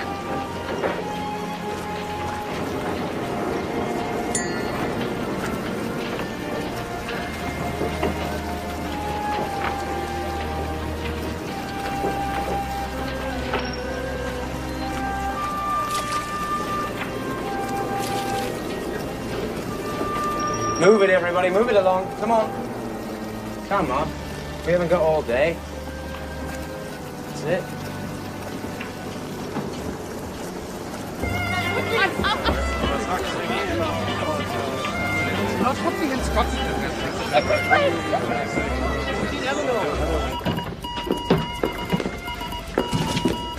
Isn't that lovely? Music to drown by. So what's the happy news from the bridge? Oh, it looks grim, Phillips. We're sinking by the head. Yeah, they're going to start loading folks in the lifeboat soon. So, any word from the Carpathia? Yeah, hours away, but still our best bet. I'm sending out the new signal, SOS. Oh, might be our last chance to use it, eh? Yeah, right. What a sorry sight that'll be, eh? I mean, the classiest ship ever built, towed down by a rust bucket. God,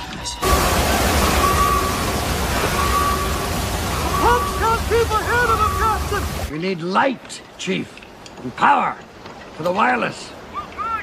Well, do what you can. Mr. Allison!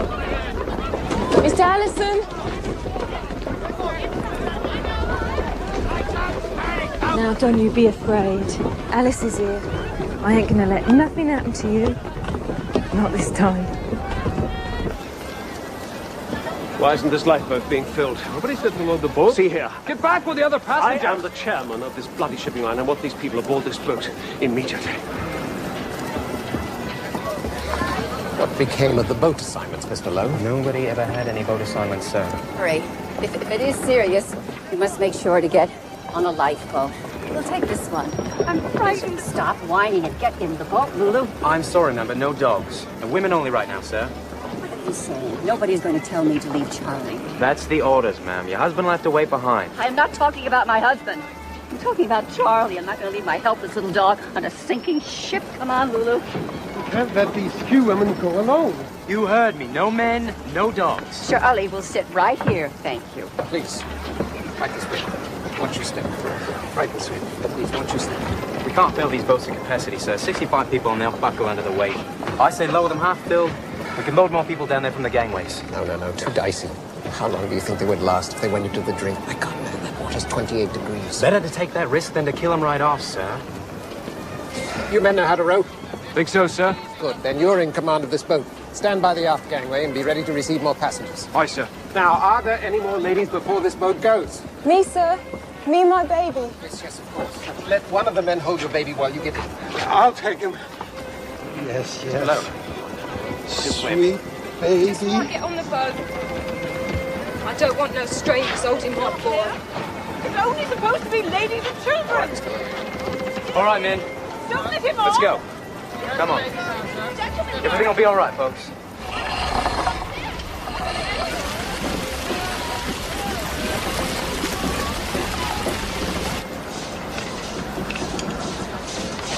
So we've spotted what looks like a steamer, maybe 10 miles off.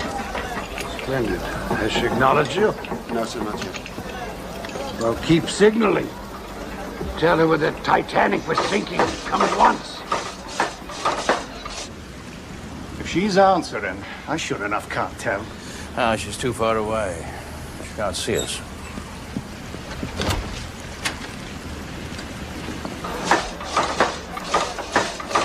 Any response, sir? No response.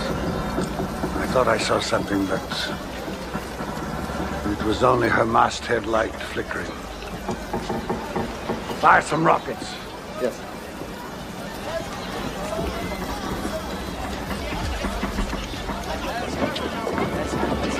Load away!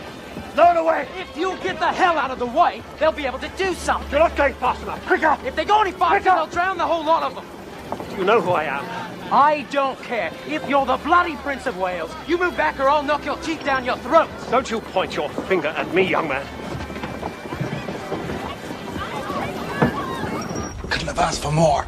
They sent me down here to lock up all the staterooms to prevent looting. We got enough. Haven't even started yet.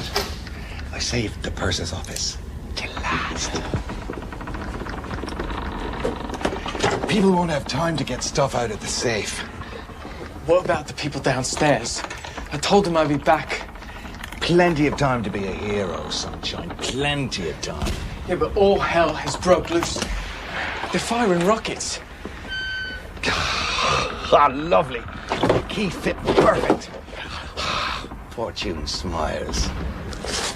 An act of God. That's what I say. What do you say? I say we stop worrying about how to get off this damn boat.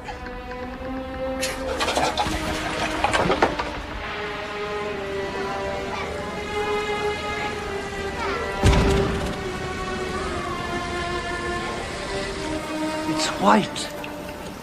It's supposed to be red for distress. That's all we have, sir. I know.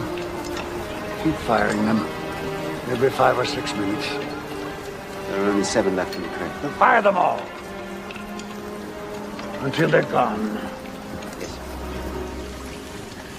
Have a look at her now.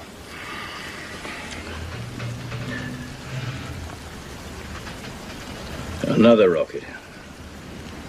How many is that now? 3? Ship's not going to fire rockets at sea for nothing. Well, maybe they're in some sort of distress.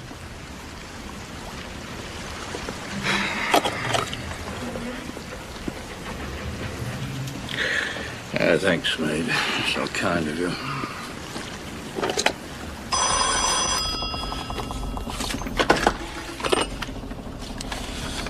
What do you want? It's Grove, sir. That ship's firing rockets. 3 so far. Are they private signals? He's asking if they're private signals. Fisherman's flares. No, just tell him the rockets are white. Captain, all we know is the rockets are white. Well, try the lamp again. If you get a reply, let me know. Yeah.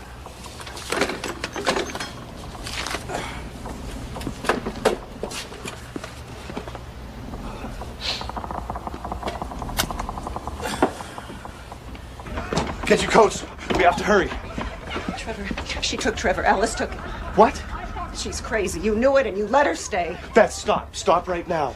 Where did they go? Where did she take him? How should I know? She ran out in the hall and all those people, and I couldn't leave Lorraine, and I didn't know where you were. You just left us here. You let her take the baby? She grabbed him. I couldn't stop her. You weren't here. It's not my fault. We don't have time for this. Get your coats and go up to the boat deck.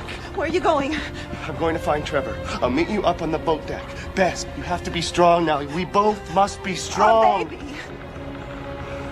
I'll find him. I swear to God, I'll find him. All right, Lorraine, come on, come on. Everything will be all right, Mommy. Don't worry. Oh. Oh. Chief, we're going to lose another generator. Well, Captain Long. Great, sir. Stop the fans! Anything non-essential! At all costs, lads! We've got to keep the lights and the Marconi going! Get it on, lads! Keep the water out of that boiler! It's all wide open! Out of the question. Lock the guns back in the safe. I can't have you shooting my passengers. You'd rather they drown? That's quite enough, sir. We've too few men to control a mob. Should it come to that? Just keep in mind that a number of our passengers are very influential people. Just remember that. I can't be responsible.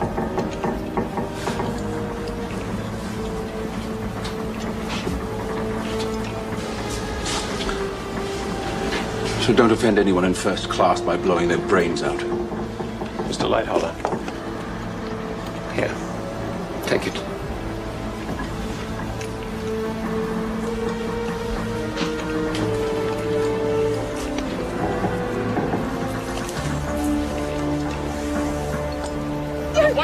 That's it. Sit down, please. Don't be scared. These boys know what they're doing. That's right. Okay. You're going too. No. Come along. I'm going on good night. No, take your Come hands on. off me. There we go. No! Nobody tells Molly Brown what to do. You rotten scrubs. Captain Smith's want to hear about Madam this. Lindsay, still. Oh, you shut up. Stand alongside. You're ready to take on additional passengers.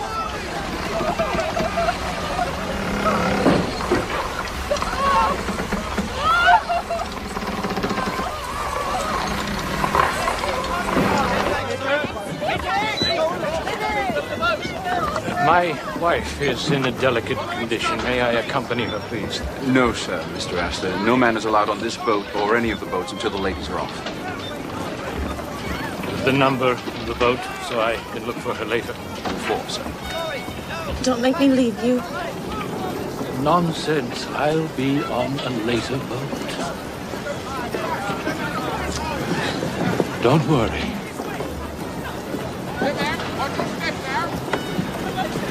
Look after her, please. Oh, my life, Mr. Astor. Oh, my life. The boy cannot go. Of course he can go. He's only 13. Lost. No more boys. Here. No. Here, Sophia, take it. You'll need it. Ida, take your place. We've been living together for many years. Where you go, I go. I don't think anyone would object to an old gentleman like Mr. Strauss going with his wife. I won't go before the other men.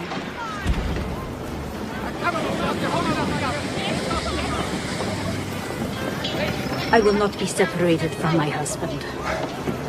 What am I to do with you?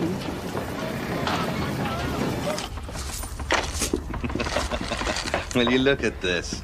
A diamond tiara. And it's a beauty too, Mr. Dickey, just like I promised. Down there in steerage, what if they can't get out in time? They could drown. Can't save the world, lad. Not likely. How do I look? We'll cozy our way onto one of the boats. We'll be taking spots meant for women and children. Some poor cows and their mangy kids down in steerage that'll never know the difference. I don't think I could live with myself, taking a woman's spot in the boats. Have you gone daft? Look, I don't think I could live with myself if I didn't try to help. There, take it. It's yours. I'm not going. Have your senses left you? The people down there in steerage, I can't just leave them there. They don't know where to go. There's the Jacks and Osa. You're worrying about your little beach, aren't you? More like a sack of potatoes, if you ask me. Don't worry. They'll get them up here in plenty of time. You can have your turn on her. Mind you, there's been a long line of them before you. You dirty beggar. It was you! You're the one! What did you do to her? What did you do? She was begging for it. No! Crush your skull wide open if I'd mind. But I've got more important things to do. You're a dead duck anyway, laddie. Give it up, boy. You're going down with the ship. Well, in that case, I ain't gonna be needing no tiara. Save yourself, boy. Save yourself! Hey, out of my way.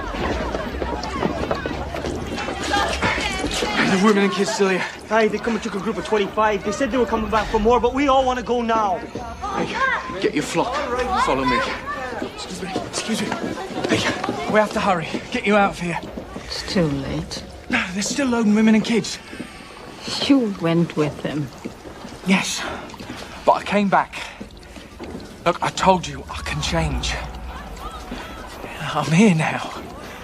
I don't want to live anymore. What happened to your faith? Your courage? There is no God. I look for him. And there is no God. I never felt like this about nobody in my whole life. There has to be a God. He brought you to me. Come on. Excuse us. Runter bleiben. Folgt ihr bitte durch die Tür. Hey, Excuse me. Please, let us through. I can't open the gate without orders. My God, man. I've got to get this woman on a boat. Look at her. She's been hurt. All right, women and children. Go with the sailors. Go! Now we've got a chance. I'll find you. No, we need you with us. That's all for now. What? Get him through. He's got children. He's got to get his kids safe on a boat. Let my wife through. And my children. It's all right, Billy. We stay together as a family. I'll be back to get you through. Don't worry. Come on.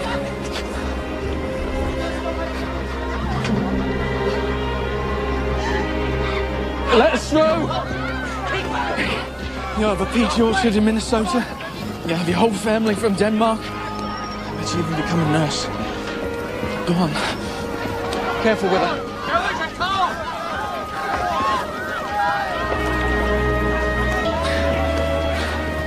If I get out of this alive, I'll find you. I swear I will. We need help. Can you work a davit? Yes, sir, I can try. Cool. What are you doing, sir? Oh, let him through. Hold on.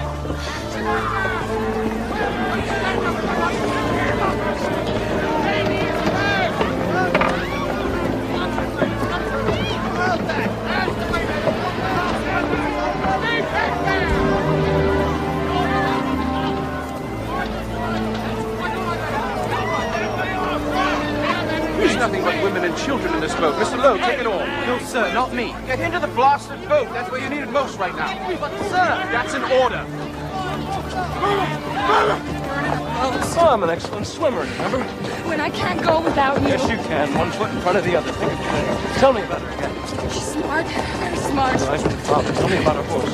It's an Indian paint. She calls him Paint. When I'm trying, obviously I am. Keep moving. Coming through. We don't have much time. Go, just get into the boat. When I can't leave you. You couldn't abandon your daughter. We both knew that deep down. We had a few days. That's all it was. Please don't say that. Now, you must go now. Get into the boat.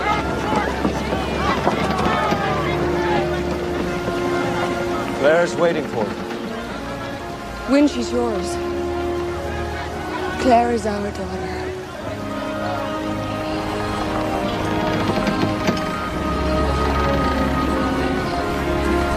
Please forgive me.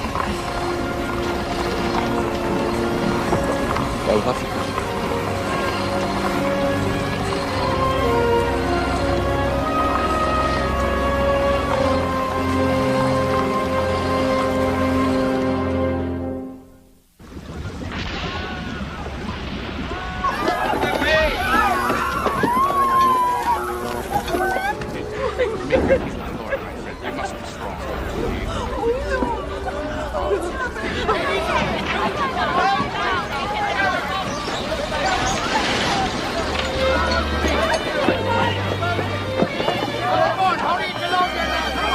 I've lost my baby. Sir, can you help me? Sir, I've lost my baby. Can you help me? I can't find my baby, my little boy. I can't find him. Have you found him, Hudson? I'm sorry, darling, not yet. I'm not leaving the ship without my baby. Of course not, Bess. We won't go without him.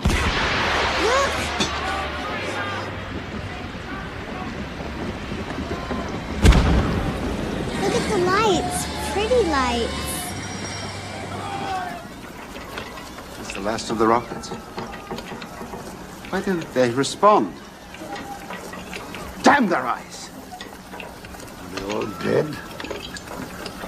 A ghost ship? We can see them. Are they all asleep? Shut down their wireless? What?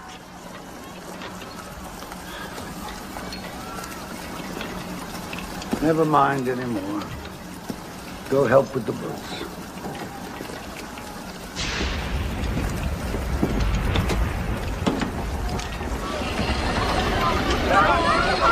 Stay back. Everyone must stay back. Everybody back away.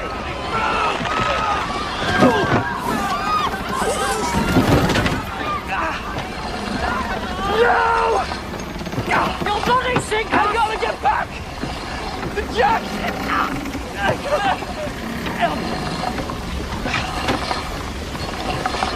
Stand back. Stand back. Stand back. Women and children. Women and ladies.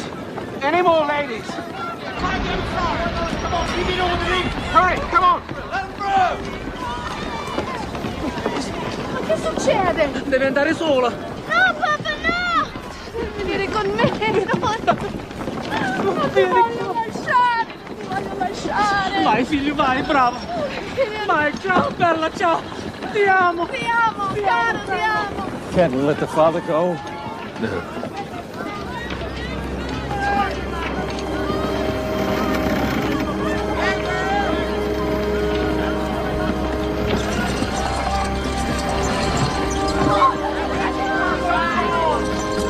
A man! Sitting there just like that!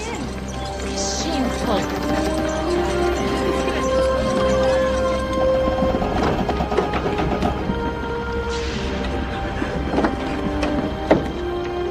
Where's my baby? There's no more time. We have to leave. There's water coming up the stairway. I can't leave without him. Bess, listen to me. We have to get Lorraine on a lifeboat. Do you understand? We will stay and look for Trevor, but we must get Lorraine on a lifeboat. Oh, yes. Of course. We must get Lorraine on a lifeboat. Move away! Move away!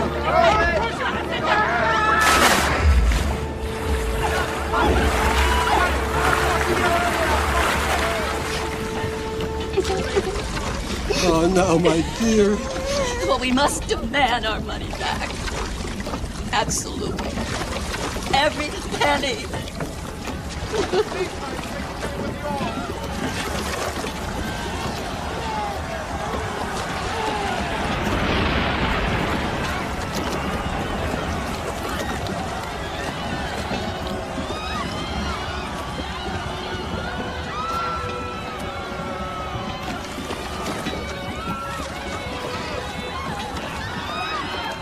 Well done, sir!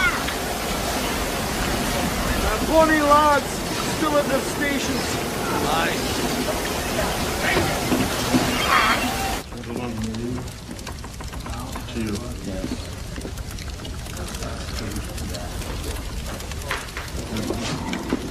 Gentlemen, all drinks are on the house. I'd ask for ice, but this is ridiculous. Cheers.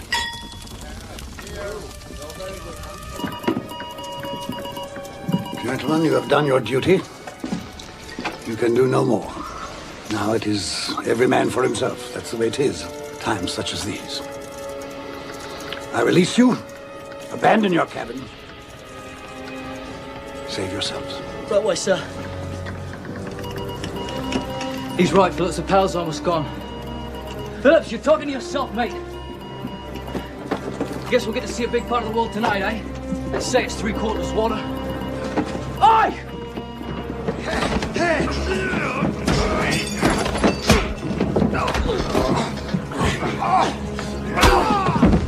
Blimey, you've killed him. Well, he didn't deserve to die like a sailor.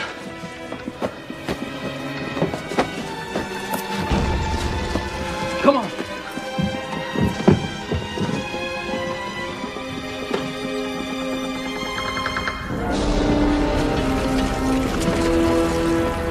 Lighthauler, let's get these people on board quickly, please. Where do you think you're going? Where's our boat then? You can't come up here. This boat is full. What about the rest of these lads? This boat is full. Now get back. Sod that! I'll shoot the next man who moves.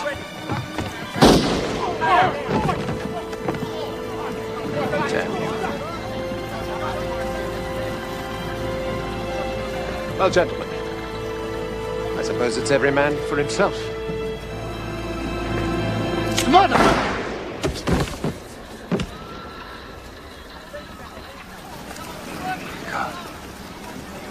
Why have you deserted us?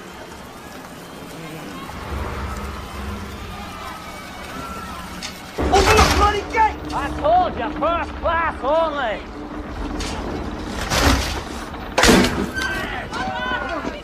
This way.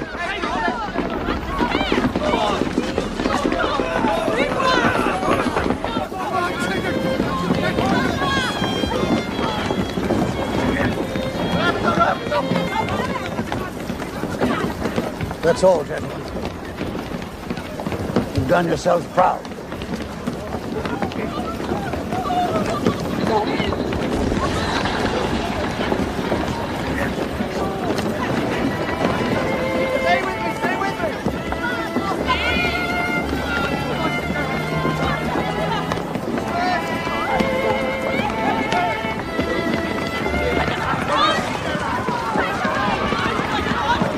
British men!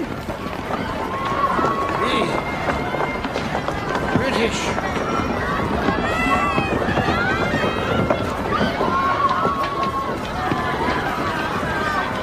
Captain, you have to help us. We must have the ship completely searched. We've lost our baby. Who's still here? My wife refuses to leave the ship until we find our son. What about this child? I'm going on a lifeboat. I'm going to see to that now. I'll get her into a boat with a responsible person. There are no boats. Oh my God! My babies! There has to be something. A collapsible.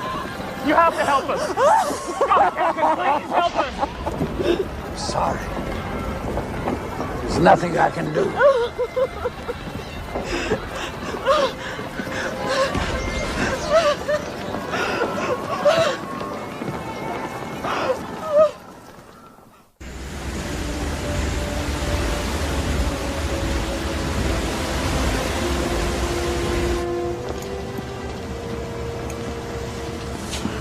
Doctor, have some of the mates bring a dozen heavy deck chairs below.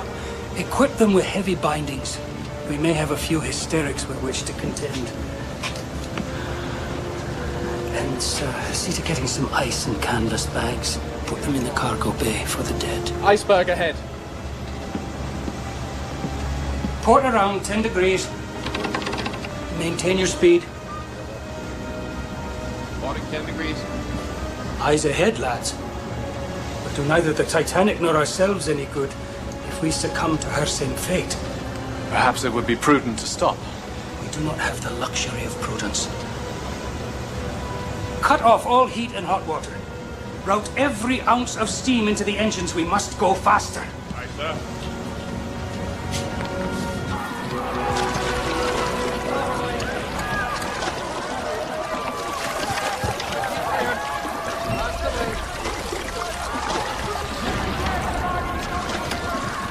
They told us to wait near the ship for survivors. When the ship goes down, she'll take everything with her. Those people. The Jags. We still have room on this boat. Trust me, man, we'll go back, all right? We just have to wait a bit until things calm down. There could be hundreds of people trying to get on this little boat. We'll end up saving nobody. We can't leave all those people.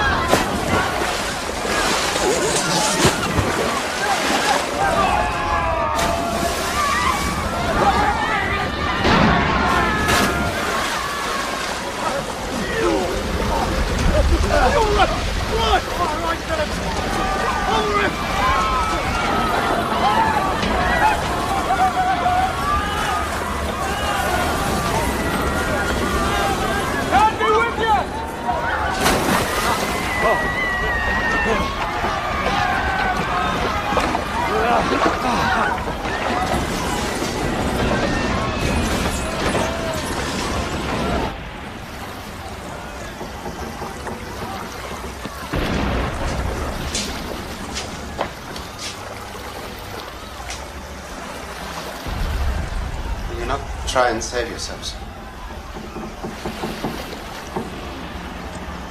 There is a line often quoted in the newspapers. God himself cannot sink this ship.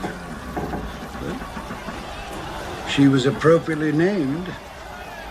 The Titans dared to challenge the gods, and for their arrogance, they were cast down into hell.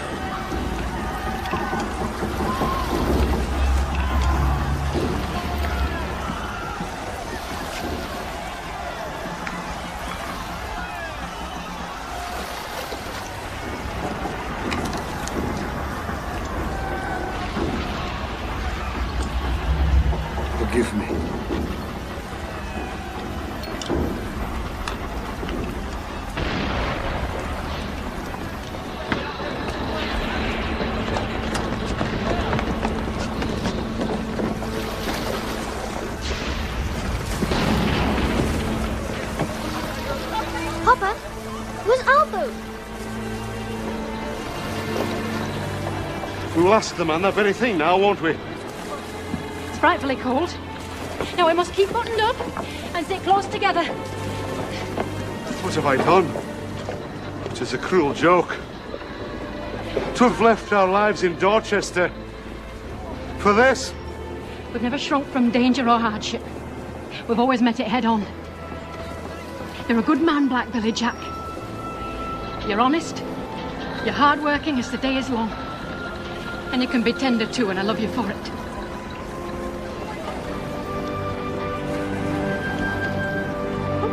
Look! Have you ever seen so many stars? Must be a million. Billion, trillion.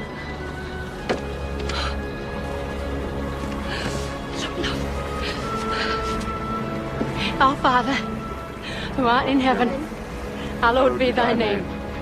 Thy kingdom come, thy will be done, on earth as it is in heaven.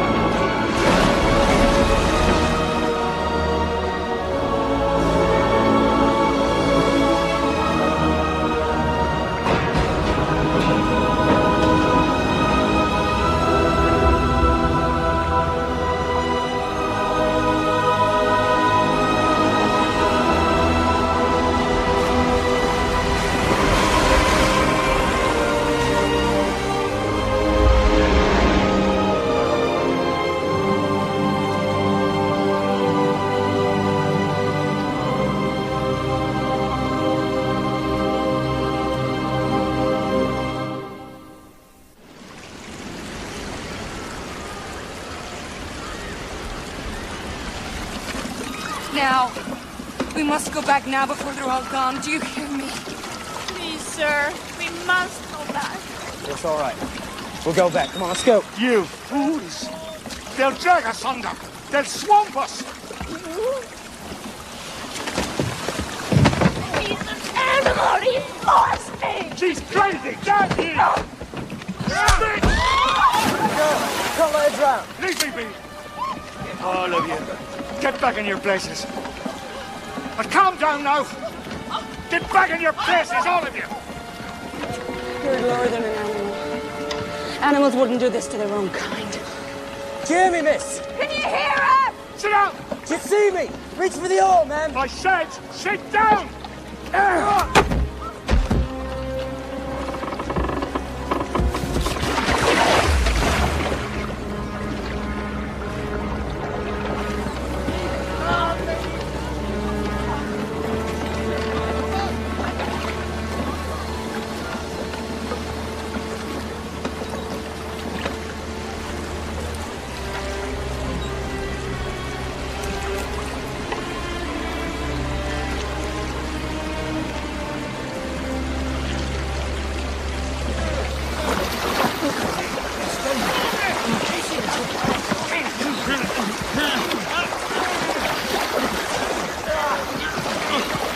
Jack Phillips!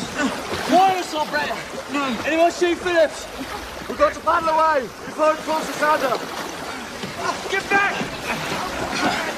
Get it! There's no room! Stop! Stop! You'll founder us! Stop at once! Listen to Mr. Lord Dolan.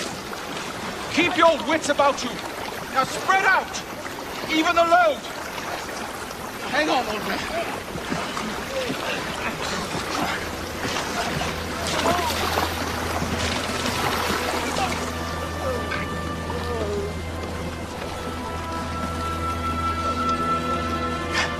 Who is it?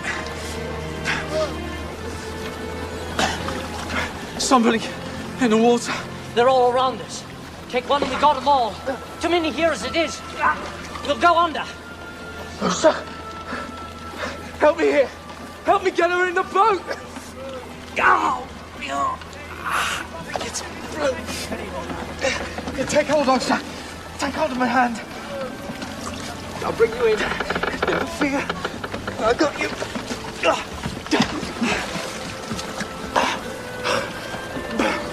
We made it. Just hold on. I never knew nobody good like you. Nobody in my whole damn life. But if I get through this, Jamie Purse is going to be a different man. Just hold on and don't let go. There's one thing I know.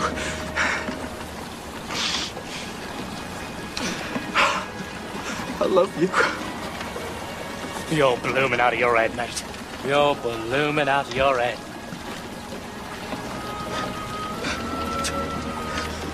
Where is he? No, sir. He was here. I know he was.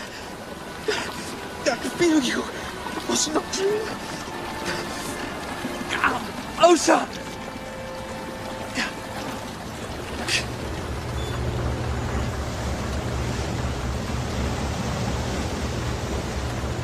So, how do you think it happened to them?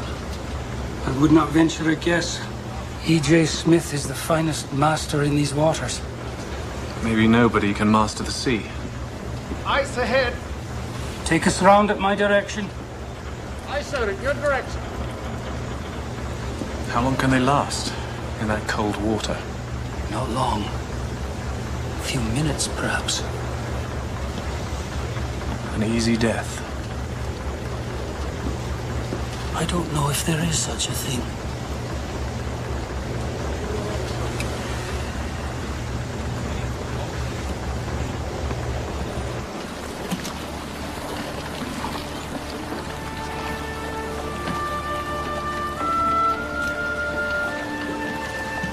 Over there, I think I hear someone.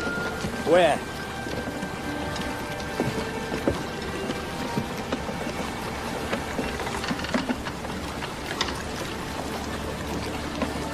It's too late. They're all dead. Came too late.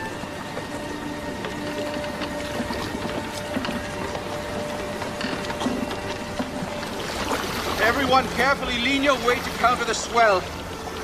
Keep it balanced and stay alert.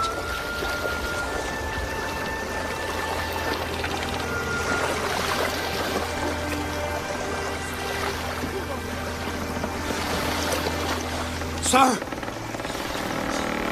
Another's died over here.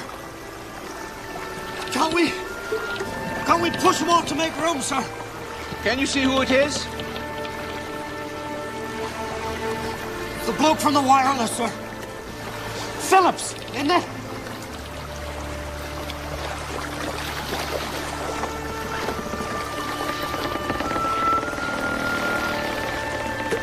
You only want to see the world, sir? Cover him with something. And see if you can't keep him with us.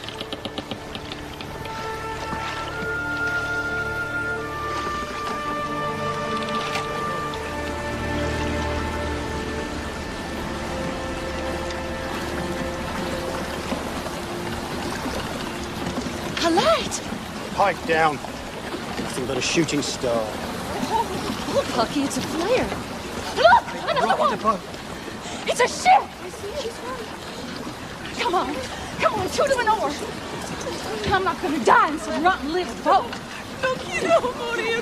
Mi familia no quiero morir. We're not gonna die. Come on, calm down, listen. There's help coming. There's a ship not far from here. They didn't spot the bloody rockets. Do you think they'll see small boats low in the water? So, we'll row to them, won't we, ladies? Come on, shoot him an oar. You sit here. Hey, you're a strong cuss. You can surely help. Come on. Too cold. You're trembling like an aspen. Here, take this. I'll have none of this.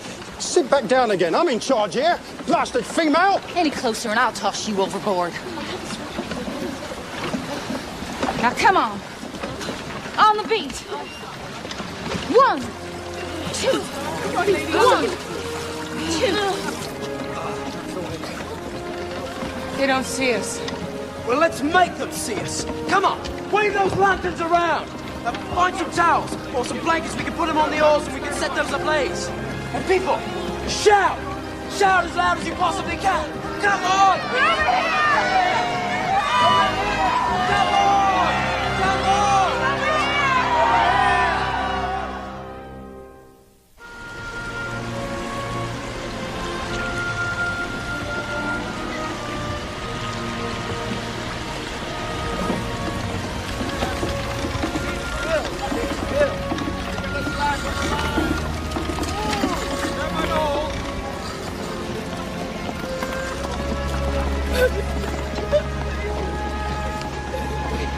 This is your baby, Mum. Of course. What do you think? What is your name? Jane. Jane Andrews, is it? And me baby. I'm Ismay. I'm Ismay.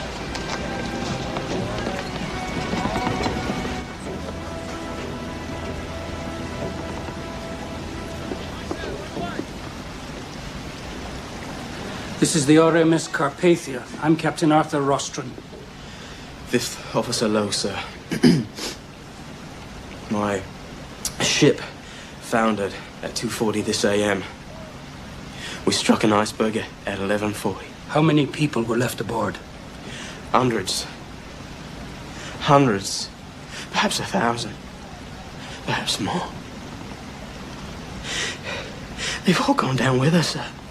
Do you understand? It's just gone. Go below, lad. Get yourself warm. Yes.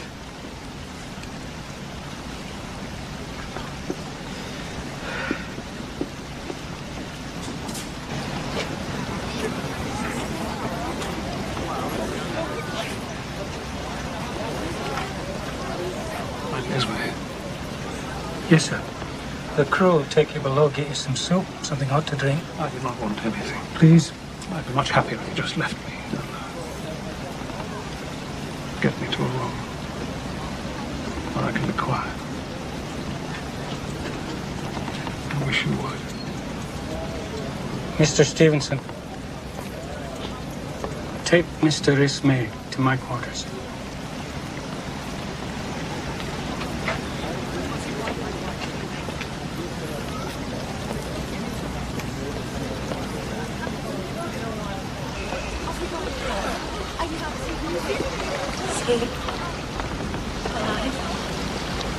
I don't know.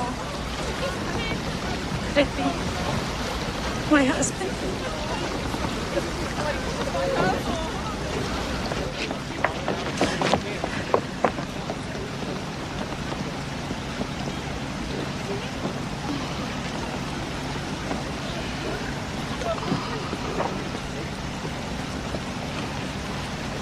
This is Wynn Park. Mr. Wynn Park. He needs some dry clothes, a blanket, and something hot to drink, some soup. He needs a doctor. Is there a doctor? Isabella. Oh, darling. You're so cold. You're so cold. He needs to see a doctor immediately. Will somebody please get me a doctor? He's an excellent swimmer.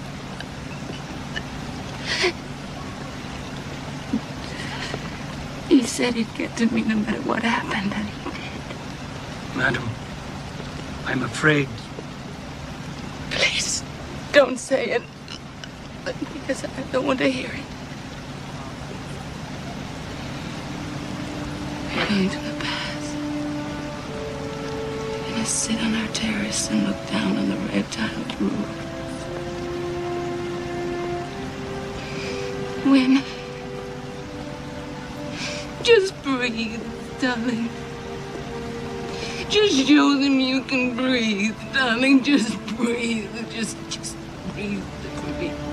Just for me. Please, ma'am, let me help you. No, please let me go. He needs me. Isabella, there's nothing you can do, anybody can do.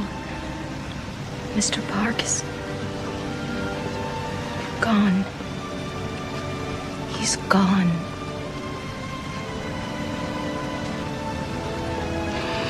And everything is gone.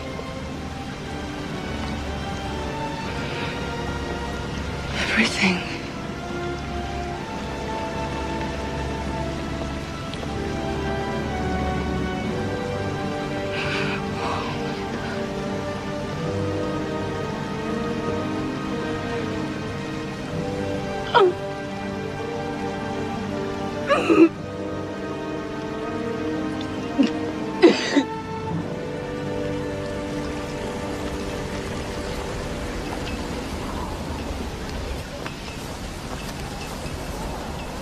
We won't find anyone still alive out there.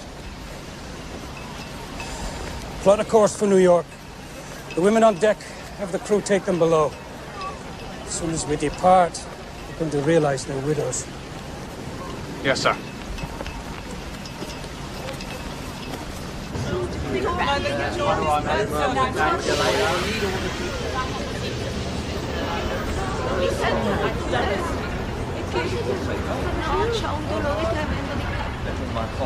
Please go to the captain. Tell him the ship can't leave yet. Madam. You don't understand. My husband is still out there. He may be on a raft trying to get to us. Mrs. Astor, we've searched the waters. There are no more survivors. I'm sorry. Isabella. $300,000. Securities. My entire Paris wardrobe. 12 pairs of shoes. Good shoes. 2, 3. Your dog? Don't give me that look. He sat on my lap. And Mr. Foley, whose lap did he sit on? How many people were in your boat? How many people? 20, 30, I don't know. We had no room. There was room for 65. I lost everything, too. Look at me. I am a sight. Not even any face powder.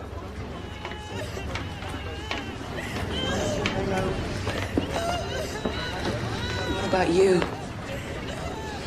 A healthy young man like you, whose seat did you take? It was an accident. I fell from the davit. How convenient. It's true. God knows I don't deserve to be here. I'd give my life to save one of them lost. I'm sorry.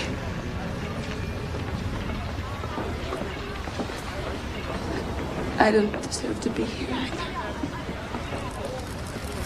Excuse me, have you seen this girl? Excuse me, I'm looking for this... I'm looking for this girl. Åsa Ludvigsen, Danish. The Jack family. Have you seen any of them? I'm looking for this girl. Long blonde hair. Oh, I'm sorry, I can't help you.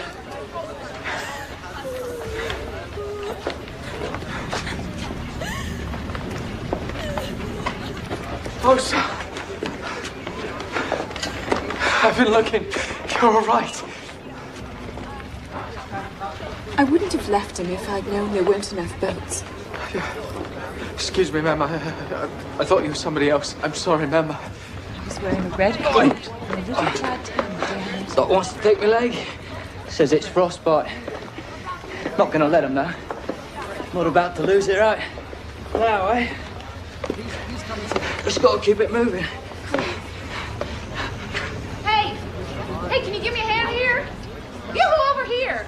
Yes, ma'am.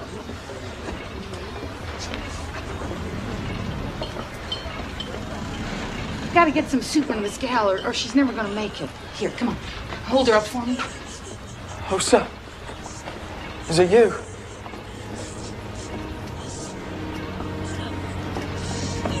It happened, didn't it? You came to me in the lifeboat. I was trying to keep you from falling back in the water, but I closed my eyes for a second, and when I opened them, he was gone. Honey, you was dreaming.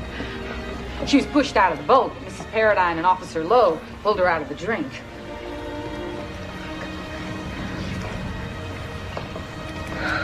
Jamie.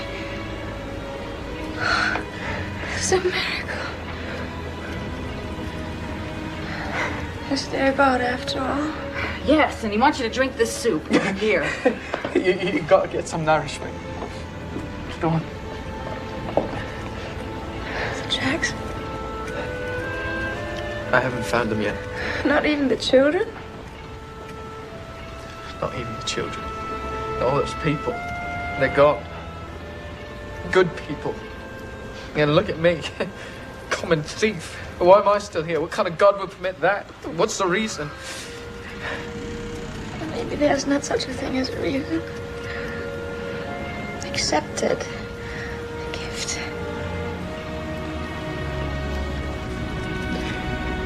Chance to start over. We know that there's hell. So could there be heaven?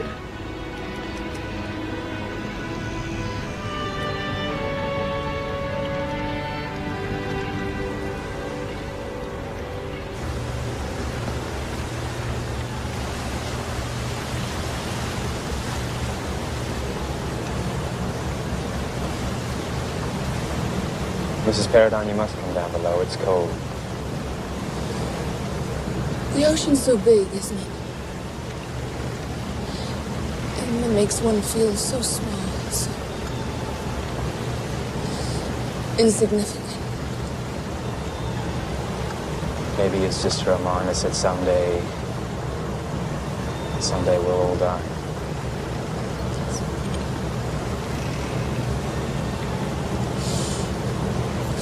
Ship of widows. It's good, ma'am, that we don't know how things is going to end in the beginning. Oh, we'd never make the journeys that we were meant to take in this life.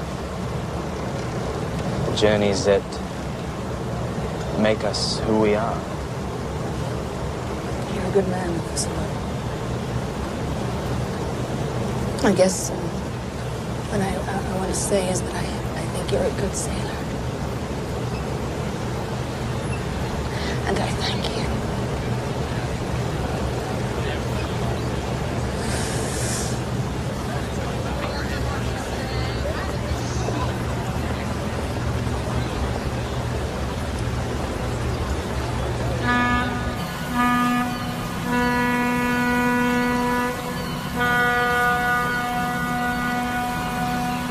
Look this way, please. Mrs. Brown, over here. Mrs. Brown, you came through. Oh, well, the Titanic wasn't unsinkable, but I am. How do you feel about the White Star Line? In Leadville, Colorado, where I come from, Mr. Ismay would be hung up on the nearest pine tree. Did you lose much? Everything I own is at the bottom of the sea. But don't mention it. No, the real shame is that those lifeboats left half empty. Mrs. Brown, what are your plans? I'm thinking of running for the Senate. Hell, I survived this, I could survive politics.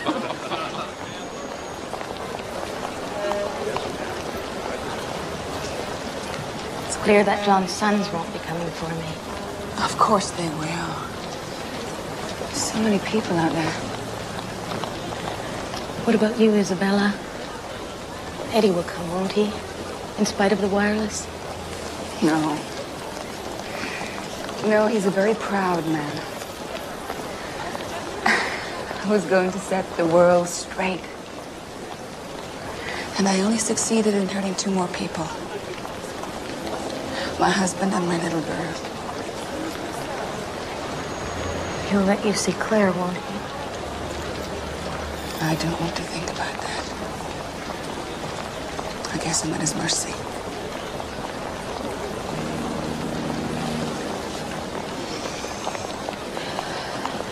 I recognized her from a picture I'd seen in a London newspaper. Alice, now we know who you are. Give the baby to Mr. Allison's brother here. He'll take good care of him. I saved him. Yes, you did. But he's not your child. Come on now.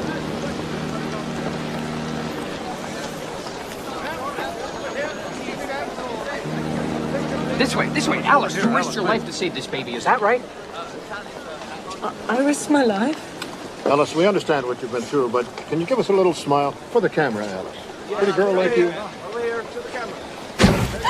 You're a real hero, Alice. Am I? Your courageous story is going to be in papers all over the country. Is that so? Have you anything to say to the people of America? His mother, she gave him to me. She knows what a strong girl I am. And the ship was going down, and there was pools of water rushing down the hallway. And she knows she can trust me to get him safe. I saved him.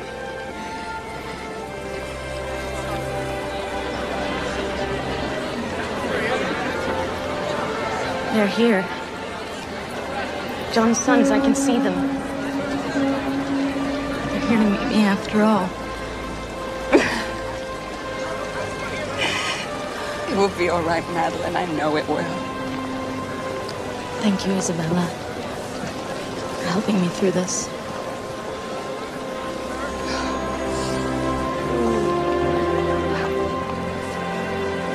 Goodbye, Madeline.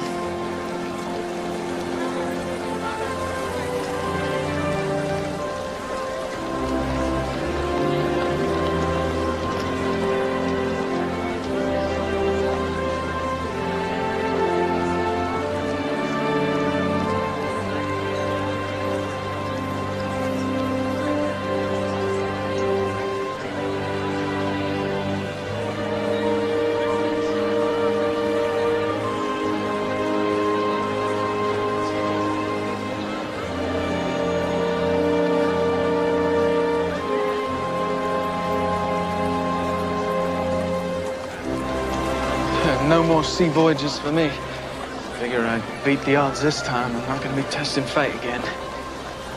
Are you still going to California? Actually, I was thinking about Minnesota. Maybe I should join the church. I don't think you'd really like that. I just want to be with you.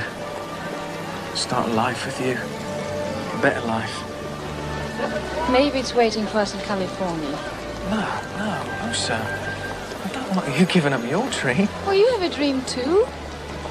About pictures in a box. They have nurses and teachers in California.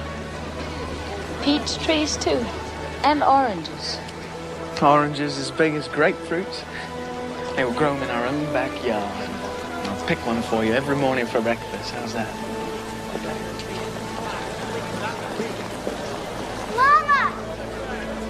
Mama, over here! Mama! Excuse me, my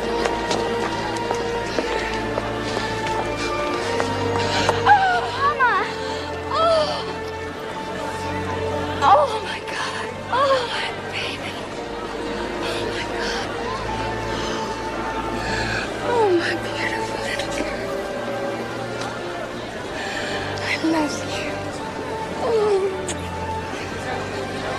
Thank God you're home safe. Thank God. Eddie. Eddie, the wireless. I'm sorry. What wireless? I sent you a wireless. I have to explain. I never got any wireless. Anyway, it doesn't matter. Nothing else matters except you're home.